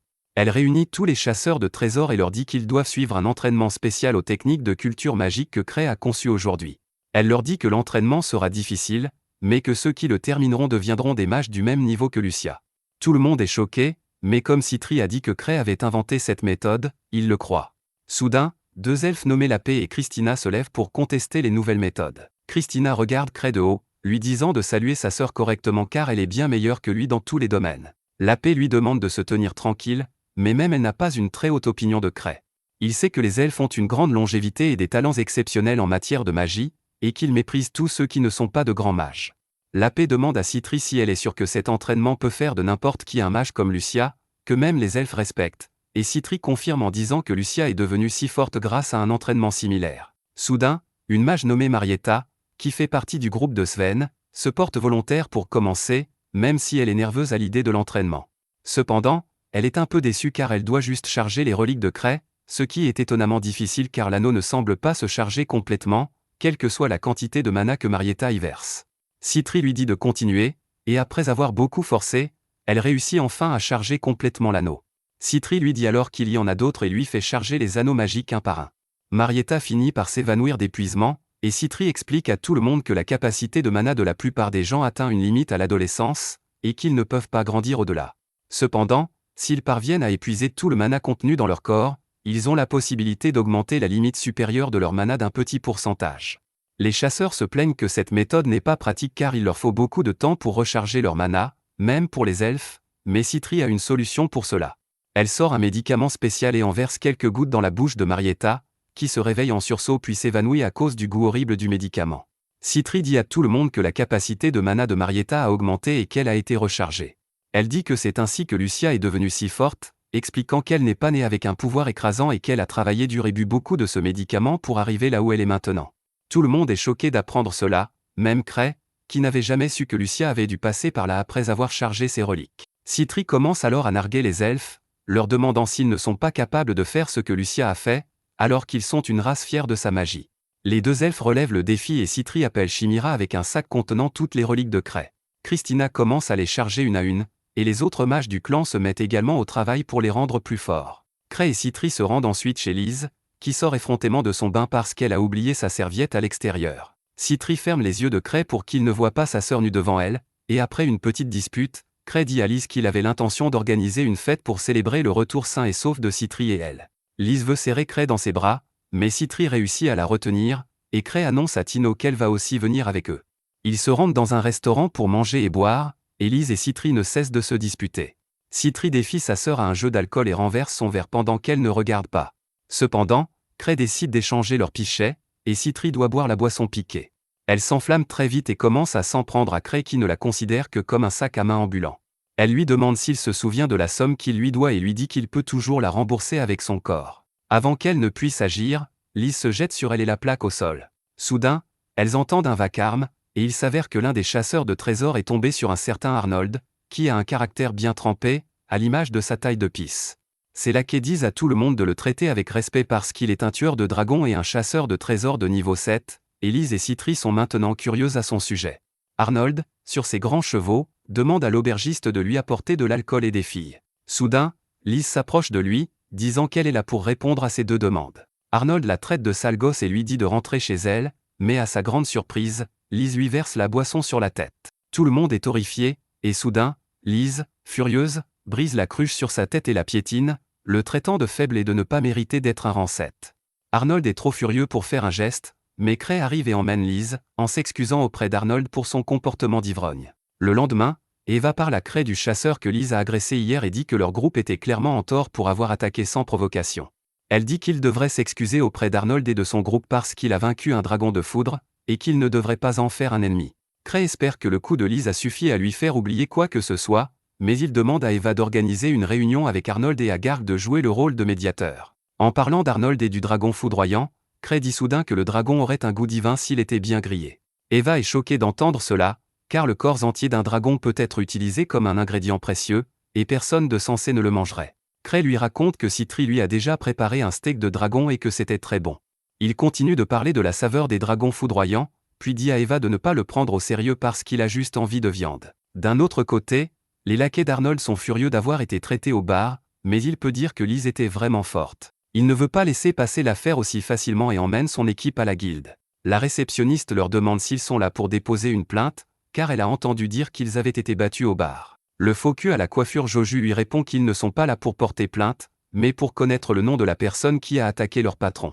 À ce moment-là, Garg arrive et dit à Arnold que la fille qu'il cherche s'appelle Lise, et que son surnom est Stifled Shadow, l'ombre étouffée, en raison de la rapidité et du silence de ses mouvements.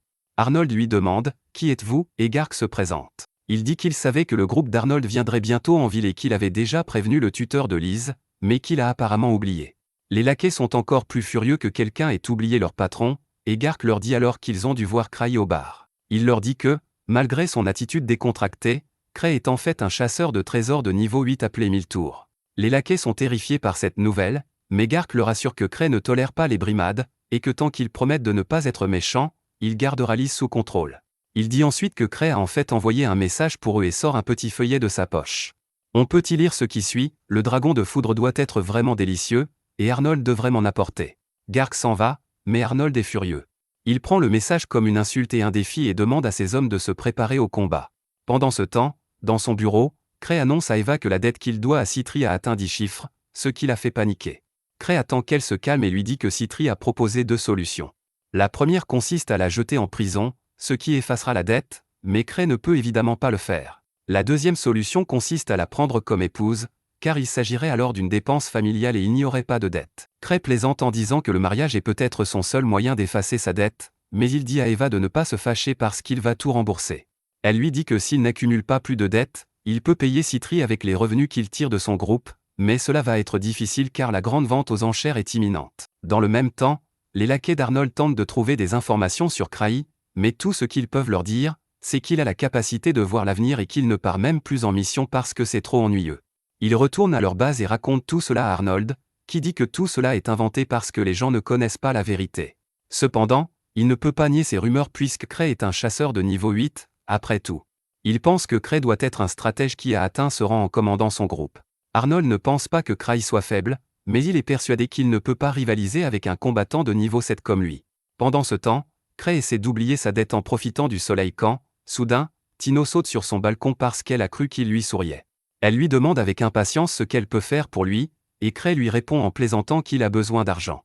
Elle est déçue d'entendre cela, mais propose tout de même de lui prêter un peu d'argent de ses économies. Cray lui répond qu'il n'acceptera rien d'elle parce qu'il a une dette à 10 chiffres envers Citri. Tino est choquée d'entendre cela, mais lorsque Cray lui dit que la dette peut disparaître s'il épouse Citri, elle crache immédiatement du sang, pensant que Citri essaie de l'accaparer. Cray lui dit qu'il s'agissait d'une plaisanterie et lui demande de venir se promener pour détendre l'atmosphère. En chemin, Tino lui propose de se rendre dans un coffre-fort de haut niveau pour y trouver des reliques qui lui rapporteront beaucoup d'argent, mais Cray ne veut pas mourir en essayant de le faire. Au même moment, Arnold et son groupe cherchent le bâtiment du clan de Cray, et ils sont choqués de le voir seul devant eux. Cray se souvient d'eux au bar, et les hommes s'apprêtent à le frapper. Tino leur dit d'y aller, mais il lui demande de s'écarter parce qu'ils n'ont rien à faire avec elle. Soudain, Cray s'excuse auprès du groupe pour ce que Lys a fait et dit qu'il est prêt à se mettre à genoux s'il le souhaite. Tino ne peut pas laisser faire ça, mais Cray la ferme en disant qu'il ne devrait pas se battre ici. Tino se libère et dit au groupe que Cray ne les combat pas parce qu'il craint de tuer accidentellement des faibles comme eux. Cray lui demande d'arrêter, mais elle ne le fait pas et continue d'insulter l'équipage d'Arnold, ce qui met ce dernier en colère. Il rejette l'offre de Cray de mettre fin à la situation pacifiquement, puis Cray dit que s'ils doivent se battre de toute façon, ils devraient le faire avec audace. Il se rend au milieu de la rue principale et attire l'attention de tout le monde, espérant qu'il y aura quelques membres de son clan, mais il n'y en a pas.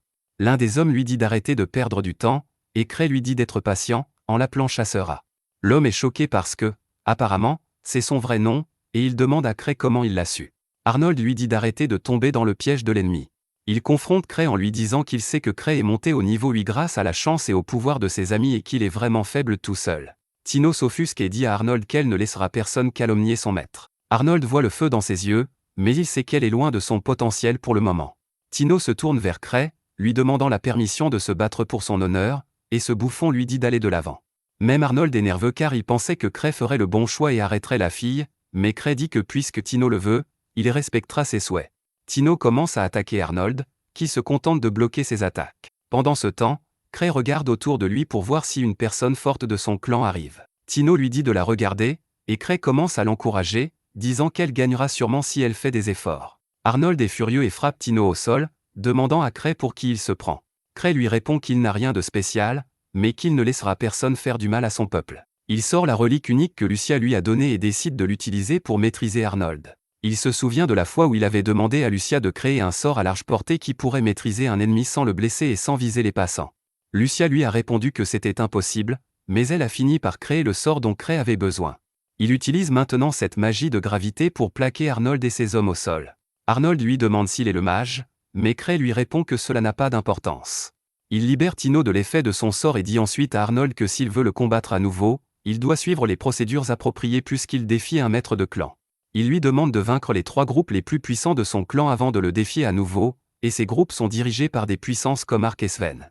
Arnold le maudit, mais il perd connaissance à cause du sort. Après cela, Cray emmène Tino manger des desserts, et elle se sent mal de ne pas pouvoir répondre à ses attentes. Il lui dit de ne pas s'en préoccuper, mais elle lui demande de lui indiquer l'emplacement d'un coffre-fort contenant de précieuses reliques afin qu'elle puisse les récupérer pour lui et rembourser une partie de sa dette, mais il ne sait pas quoi lui dire. Le lendemain, Arnold et ses hommes boivent de frustration après l'humiliation subie aux mains de Cray.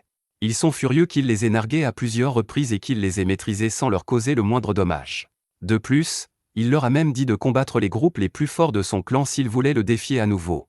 C'est alors que le type dont la coiffure est un mélange de Jujo et de Polner arrive de sa mission de reconnaissance. Il raconte à Arnold qu'il est allé voir les 3 groupes les plus puissants que Cray leur avait demandé de combattre, et qu'il a été surpris et déçu. Sven a clairement dit à l'homme que Cray devait leur faire des farces et qu'il n'avait pas à le prendre au sérieux. Il alla ensuite voir la jeune fille elfe qui remplissait les reliques, car son groupe est aussi l'un des 3 plus forts, et elle lui dit qu'ils n'étaient pas des sous-fifres de Cray et qu'il ne voulait rien savoir de tout cela. Enfin, il s'est rendu dans le groupe d'Ark, qu'il n'a même pas pu rencontrer, car on a dit à sa chienne de ne pas croire ce que lui disait Cray. Arnold, qui se promenait en costume d'anniversaire, est furieux d'entendre cela et jure de se venger de Cray. Cependant, un autre de ses laquais lui dit qu'il devrait attendre la grande vente aux enchères pour acheter un meilleur équipement, et que s'ils ont de la chance, ils pourront vendre l'étrange relique qui n'a pas été vendue dans leur royaume. De leur côté, Cray et Tino se rendent dans une boutique de reliques pour faire analyser par un expert une relique qu'ils ont récemment trouvée. Lorsque Tino lui dit qu'elle l'a trouvée dans une chambre forte de niveau 1 en suivant les conseils de Cray, le vieil homme est choqué car la relique est d'un niveau assez élevé. Cray est heureux de la prendre et s'enquiert de ses effets, mais le vieil homme lui répond qu'il doit procéder à des tests approfondis, ce qui prendra du temps car il a des tonnes de reliques à évaluer avant la vente aux enchères. Cray est encore plus excité en entendant cela et demande à l'homme de lui montrer les reliques qui seront mises aux enchères, en lui disant de parler à Tino en attendant. Le vieil homme accepte ce compromis car Tino lui rappelle sa petite fille. Il lui demande comment tout va et lui dit de compter sur ses amis en cas de coup dur. Il dit que malgré ses mauvaises habitudes, Cray est un homme fiable, ce qui plonge Tino dans une spirale descendante. Elle dit que son maître est un homme merveilleux malgré ses dettes énormes et ses tendances imprudentes, et qu'elle n'est rien comparée à lui. Le vieil homme s'inquiète alors de ce qu'elle apprend et décide de confronter Cray. Ce dernier, qui vient de trouver un objet de grande valeur parmi les reliques, découvre un masque formé par l'écorchement du visage du titan colossal. Cray pense que ce masque peut lui permettre de changer d'apparence à volonté. Il en avait un auparavant, mais Lise l'a cassé car il était effrayant, et c'est pour cela qu'il le veut vraiment, pour pouvoir vivre librement sans être dérangé par qui que ce soit. Le vieil homme arrive à ce moment-là et lui demande de quitter la boutique parce qu'il a du travail. Mais Cray lui dit qu'il est intéressé par le masque et qu'il veut parler directement à la personne qu'il a envoyée pour qu'il soit évalué. Le vieil homme lui répond qu'il ne l'a pas encore expertisé, mais il lui donne rendez-vous. Après cela, Cray et Tino sortent prendre un dessert, où elle lui demande comment il va trouver l'argent pour acheter le masque effrayant. Elle lui explique que Citri dépense beaucoup d'argent pour ses recherches et pour fournir gratuitement des potions de mana aux mages, et qu'elle n'a donc pas beaucoup d'argent à dépenser. Cela rend Cray nerveux, et alors qu'il retourne au bâtiment du clan, il se dit que s'il demande de l'argent à Lise, elle volera certainement d'autres personnes. Il se demande si quelqu'un d'autre peut lui prêter une grosse somme quand soudain, il aperçoit le carrosse d'un noble devant leur bâtiment. À ce moment-là, une jeune fille blonde arrive avec Ark, le remerciant pour la visite de l'immeuble. Elle lui dit que si tous les chasseurs sont stupides, Ark est un vrai gentleman et qu'elle est heureuse de voir l'endroit où il travaille. Cray et Tino la regardent fixement, et Blondie change d'attitude lorsqu'elle s'adresse à eux. Elle leur demande grossièrement ce qu'ils regardent. Ark présente la jeune fille comme étant Éclair, la fille d'un comte, et Cray comme étant son maître de clan. Éclair dit qu'elle a beaucoup entendu parler de Cray, et qu'il a l'air trop faible pour être une personne de niveau 8. Elle lui jette encore de l'ombre en disant qu'un faible comme lui ne mérite pas d'être au-dessus de l'arc, mais Cray l'écoute en souriant. Éclair s'énerve et lui demande pourquoi il ne réagit pas à ses paroles. Cray lui répond poliment qu'il a grandi dans la pauvreté et qu'il n'a pas de bonnes manières, et qu'il essaie donc d'être prudent avec les nobles. Éclair a soudain l'impression d'être la méchante et décide de partir immédiatement. Ensuite, Cray fait la conversation à Ark avant de lui demander s'il a beaucoup d'argent. Ark sait que Cray veut acheter une relique aux enchères, et il refuse catégoriquement de lui prêter de l'argent. Cray est déçu et va voir Sven pour lui faire la même demande, ce qui fait bien rire Ark. Tous les membres du clan ont entendu Cray essayer d'emprunter de l'argent pour acheter une relique, et la nouvelle se répand dans la ville comme une traînée de poudre. Tout le monde commence à penser qu'il doit s'agir d'un artefact légendaire si Cray est si désespéré de l'obtenir, et sa valeur commence à augmenter. Cependant, Cray n'arrive pas à obtenir un prêt de qui que ce soit, et il doit finalement retourner voir Citri. Elle lui dit qu'elle lui donnera autant d'argent qu'il le souhaite et qu'elle fera passer ses besoins avant les siens, ce qui culpabilise Cray et le met mal à l'aise. Ils attendent le propriétaire de la relique dans un café, et Cray espère qu'ils réussiront à négocier. Mais à sa grande surprise, le propriétaire de la relique n'est autre qu'Arnold, qui est tout aussi étonné de le voir. Il s'assoit pour négocier, et tandis que Citri et le laquais d'Arnold jouent à des jeux d'esprit, le grand homme prend soudain la parole. Il dit qu'ils ne connaissent même pas l'effet du masque, mais que si Cray est si désespéré de l'acheter, c'est qu'il doit en savoir quelque chose. Il refuse de conclure un marché avant de connaître l'effet du masque et demande à Cray de tout révéler. Cray lui répond qu'il ne peut pas lui donner de détails, mais qu'il est sûr que le masque est dangereux et que son utilisation est interdite dans son pays. Il dit à Arnold de laisser tomber avant qu'il n'ait des ennuis, ce qui déclenche l'ego du grand homme. Il dit qu'il ne le vendra pas, mais il fait immédiatement une double réflexion. Il commence à penser que Cray fait preuve de psychologie inversée à son égard et qu'il veut tromper son ego pour qu'il garde le masque laid et dangereux avec lui. Comme il n'a pas l'utilité du masque de toute façon, il pense qu'il vaut mieux le vendre maintenant avant que les choses ne se gâtent, et il décide de faire à Cray une offre qu'il ne pourra pas refuser. Il propose de vendre le masque pour 10 millions, ce qui choque Cray qui priait pour qu'Arnold accepte de le vendre pour 30 millions. Citri lui répond que ce n'est pas grave puisque c'est l'autre groupe qui a fixé le prix, et il sort immédiatement les 10 millions en liquide pour acheter la relique. Cependant, d'autres personnes dans le café veulent acheter la fameuse relique, et il commence une guerre d'enchères, qui est remportée par Éclair, qui propose une offre de 100 millions. Cray ne peut rivaliser avec cette offre et reste déprimé le reste de la journée. Eva lui explique que si le prix est monté si haut, c'est à cause de la rumeur selon laquelle il aurait emprunté de l'argent à Arc. Finalement, même Éclair n'a pas pu acheter le masque, car d'autres nobles ont commencé à s'y intéresser, et le gouvernement a finalement décidé de le mettre aux enchères. Eva gronde alors Cray pour avoir essayé de dépenser autant d'argent alors qu'il est déjà endetté, et il lui promet qu'il ne le fera plus maintenant. Citri entre alors dans la pièce avec un énorme sac d'or et annonce à Cray qu'elle a arrangé 800 millions de dollars pour qu'il puisse se mesurer aux nobles. Eva est horrifiée par cette somme, et Citri explique calmement qu'elle a économisé cet argent pour son mariage avec Cray, et qu'il n'est donc que juste qu'il l'utilise plus tôt. Eva commence à la sermonner, disant que c'est elle qui a rendu Cray si irresponsable, mais Citri lui répond que c'est son argent, et que ce n'est pas grave. Cray ne veut pas voir leur dispute et va à la fenêtre pour prendre l'air. Citri arrive bientôt et propose de rencontrer Éclair pour savoir pourquoi elle veut la relique et peut-être négocier avec elle. Cray apprécie l'idée et ils vont immédiatement voir Éclair, qui n'est pas ravi de leur arrivée. Elle dit à Cray qu'il est aussi audacieux qu'Arc en venant la voir directement, et il commence à dire qu'il n'est pas le rival d'Arc mais juste un ami. Il dit franchement qu'il n'a pas surpassé Arc, mais Éclair pense qu'il se moque de son béguin. Elle déclare qu'elle achètera à tout prix la relique la plus puissante et la donnera à Arc pour qu'il devienne le plus fort, mais Cray lui dit qu'Arc ne sera pas très content. Il dit que personne ne peut devenir le plus fort en utilisant une relique, mais Éclair n'est pas prête à perdre face à lui. Elle dit qu'elle achètera certainement la relique pour Arc, et Citri lui dit que leur budget est de 200 millions de dollars, et que si Éclair ne peut pas trouver plus d'argent que cela, elle doit renoncer. La jeune fille est découragée car elle n'a pas les moyens de payer autant, mais lorsqu'elle va voir son père, il lui dit que s'ils perdent contre Cray, cela déshonorera leur famille. Il est prêt à retirer de l'argent de leurs économies et même à faire un prêt, mais il dit à Éclair qu'elle doit absolument remporter la vente aux enchères contre Cray. Bientôt, c'est le jour de la vente aux enchères, et Citri et Cray se rendent à la salle des ventes avec 950 millions de dollars. Citri dit qu'elle aurait pu arranger plus d'argent, mais Cray dit que c'est suffisant et qu'elle n'a pas besoin d'assumer plus de ce fardeau. Elle essaie de s'appuyer sur lui, mais Liz tire Cray vers elle, en disant que si elles ne parviennent pas à gagner le masque aux enchères, elle n'aura qu'à le voler à celui qui l'achètera.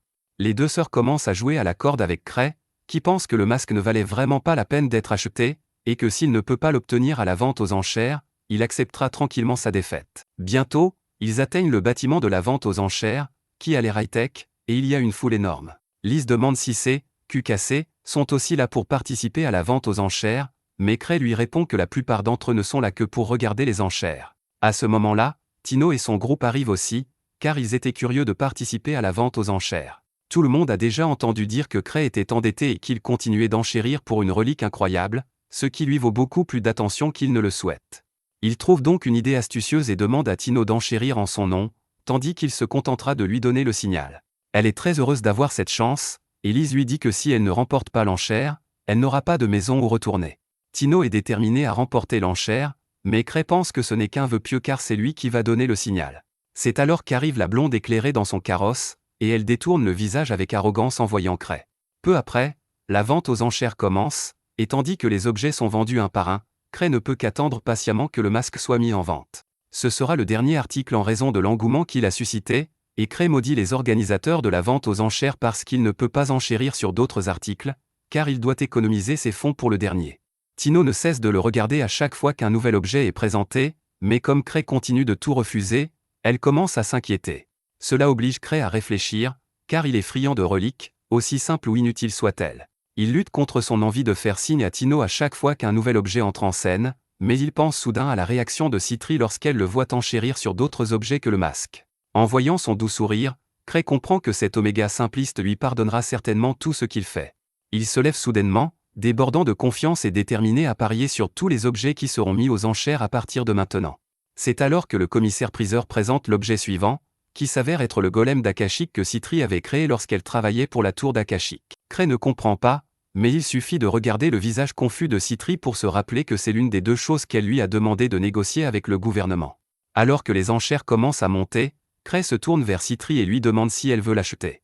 Il est clair qu'elle veut vraiment obtenir le golem qu'elle a mis trop d'argent et d'efforts à fabriquer, mais elle dit à Cray que ce n'est pas la chose pour laquelle ils sont venus ici. Elle dit que le golem est un souvenir de ses camarades, mais qu'elle peut s'en passer, mais Cray n'est pas d'accord. Il annonce à Citri qu'il achètera le golem pour elle et donne immédiatement à Tino le signal de participer à la guerre d'enchères. Le prix du golem dépasse rapidement les 400 millions, et Citri demande à Cray s'il est sûr de vouloir dépenser leur argent pour cet objet plutôt que de l'économiser pour le masque. Il prend un air cool, mais au fond de lui, il ne fait cela que parce que l'argent appartient de toute façon à Citri. Le prix du golem ne cesse d'augmenter et, à la fin, Cray demande à Tino d'enchérir les 950 millions de dollars qu'il possède. Lorsqu'un autre groupe fait une offre d'1 milliard de dollars, Citri pense que tout espoir est perdu. Cependant, Cray avait caché une carte maîtresse pour des moments comme celui-ci, et il continue d'enchérir, remportant finalement le golem pour 1,6 milliard de dollars. Citri et Liz sont choqués car cette somme dépasse largement leur budget, mais Cray sort un chèque de sa poche et le donne à Citri pour qu'elle puisse payer le montant de l'enchère. Citri est très heureuse de recevoir cette somme et promet de la rembourser rapidement à Cray, mais ce dernier pense qu'elle devrait plutôt la rembourser à sa sœur Lucia, car il a puisé cet argent dans ses économies. Quoi qu'il en soit, le commissaire-priseur annonce l'identité de la personne qui a fait l'offre la plus élevée, et il s'avère que ce n'est pas Tino mais Scarface, qui n'a toujours pas digéré ce qui vient de se passer. Plus tard, Tino s'excuse auprès de Cray en disant qu'elle n'avait aucune idée du fonctionnement des enchères et que Scarface a proposé son aide, alors elle l'a laissé faire. Cray pense que c'est très bien, et il décide de quitter le bâtiment pour se reposer, en disant à Tino et à ses amis qu'il avait l'intention de n'acheter que le golem depuis le début. Il n'attend même pas que le masque soit mis aux enchères, mais au moment où il sort, il se souvient que le loli voulait seulement le donner à Ark, et il a soudain l'idée de mettre la main sur le masque après tout. Cray se rend immédiatement au bureau d'Ark et lui dit que la relique gagnée par Éclairé est vraiment dangereuse et qu'il doit se rendre chez elle immédiatement pour gérer la situation. Alors que les filles de l'équipe d'Ark lui disent d'arrêter de leur donner des ordres, Ark prend les paroles de Cray au sérieux et lui demande s'il doit prendre une arme avec lui. Cray répond par la négative et ajoute que si Ark ne parvient pas à rejoindre Éclairé assez rapidement, ce sera une bien triste chose. Ark comprend sa mission et part immédiatement, et Cray est heureux car il pourra acheter le masque à Ark à un prix avantageux une fois qu'il l'aura récupéré auprès d'Éclairé. Cependant, Éclairé est assise dans sa chambre, lugubre, parce que son père n'a pas reconnu ses efforts et a dit que Cray l'avait laissé gagner le masque. Le majordome avait recueilli des informations sur le départ de Cray de la salle des ventes avant même que le masque ne soit mis en vente, et le père d'Éclairé a pensé qu'il s'était fait arnaquer en payant 200 millions de dollars pour un masque effrayant et laid. Maintenant qu'Éclairé est seule dans sa chambre avec le masque, elle se met à pleurer, pensant qu'elle a été une idiote et qu'elle ne peut pas donner ce masque à Ark. Soudain, elle entend une voix venant du masque, lui demandant si elle veut du pouvoir. Le masque se met soudain à flotter dans le ciel, disant à Éclairé qu'il peut lui donner le pouvoir dont elle a besoin pour améliorer sa vie. Elle sort immédiatement son épée pour se défendre, réalisant que Cray ne mentait pas lorsqu'il disait que le masque était dangereux. Cependant, il semble trop tard pour qu'elle puisse faire quoi que ce soit, car les tentacules du masque la submergent soudainement. Au même moment, Ark rencontre le père d'Éclairé, qui lui raconte à quel point elle est déprimée depuis qu'il lui a dit qu'elle avait gaspillé son argent pour ce masque inutile. Elle s'est enfermée dans sa chambre et son père pense qu'elle s'ouvrira à Ark. Soudain, ils entendent de fortes explosions, et le groupe d'Ark se met immédiatement en action. Ils trouvent un garde assommé dans le couloir, puis Éclairé arrive, traînant un autre garde. Elle est maintenant sous le contrôle du masque et jure qu'elle tuera tous ceux qui la méprisent. Elle frappe le pauvre garde contre les murs, et bien que tout le monde soit effrayé, Ark s'approche calmement d'elle et s'agenouille devant elle pour lui demander ce qui se passe. Elle lui dit qu'elle a gagné ce masque pour faire de lui le plus fort, et il lui demande de le lui donner. Éclairé lui obéit presque, mais lorsqu'elle voit son épée, elle devient soudain furieuse. Ark se souvient que Cray lui avait dit d'y aller sans armes, mais depuis qu'il a fait l'erreur d'apporter son épée, la situation a empiré. Il se rend compte qu'il n'a pas d'autre solution que de combattre Éclairé pour la maîtriser, et il demande à son groupe de s'assurer qu'il ne blesse pas la jeune fille et qu'il se contente d'enlever le masque de son visage. Ark et son groupe retournent au bâtiment du clan après avoir réglé le problème du masque, et Cray s'incline immédiatement pour s'excuser de leur avoir causé des ennuis. Il pense qu'Ark et les autres ont l'air mal en point parce qu'Éclairé a piqué une crise, et Ark pense que ce faux avait prédit correctement tout ce qui allait se passer. Il donne ensuite le masque à Cray, et c'est à ce moment-là qu'Éclairé vient lui aussi s'excuser d'avoir cherché la bagarre avec lui. Le masque se met soudain à parler, et Cray oublie tout le reste pour le mettre sur son visage.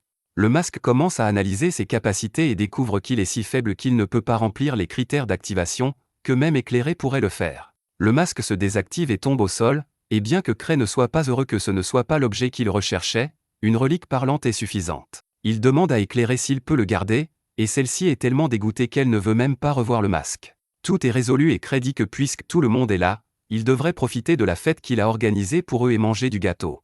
Tout le monde commence à s'amuser et, en sortant, Cray se rend compte que même Éclairé est plus fort que lui, et qu'il veut maintenant prendre sa retraite de chasseur de trésors, une fois de plus. Si vous avez aimé cette vidéo, n'hésitez pas à vous abonner et à regarder la vidéo sur votre écran ensuite.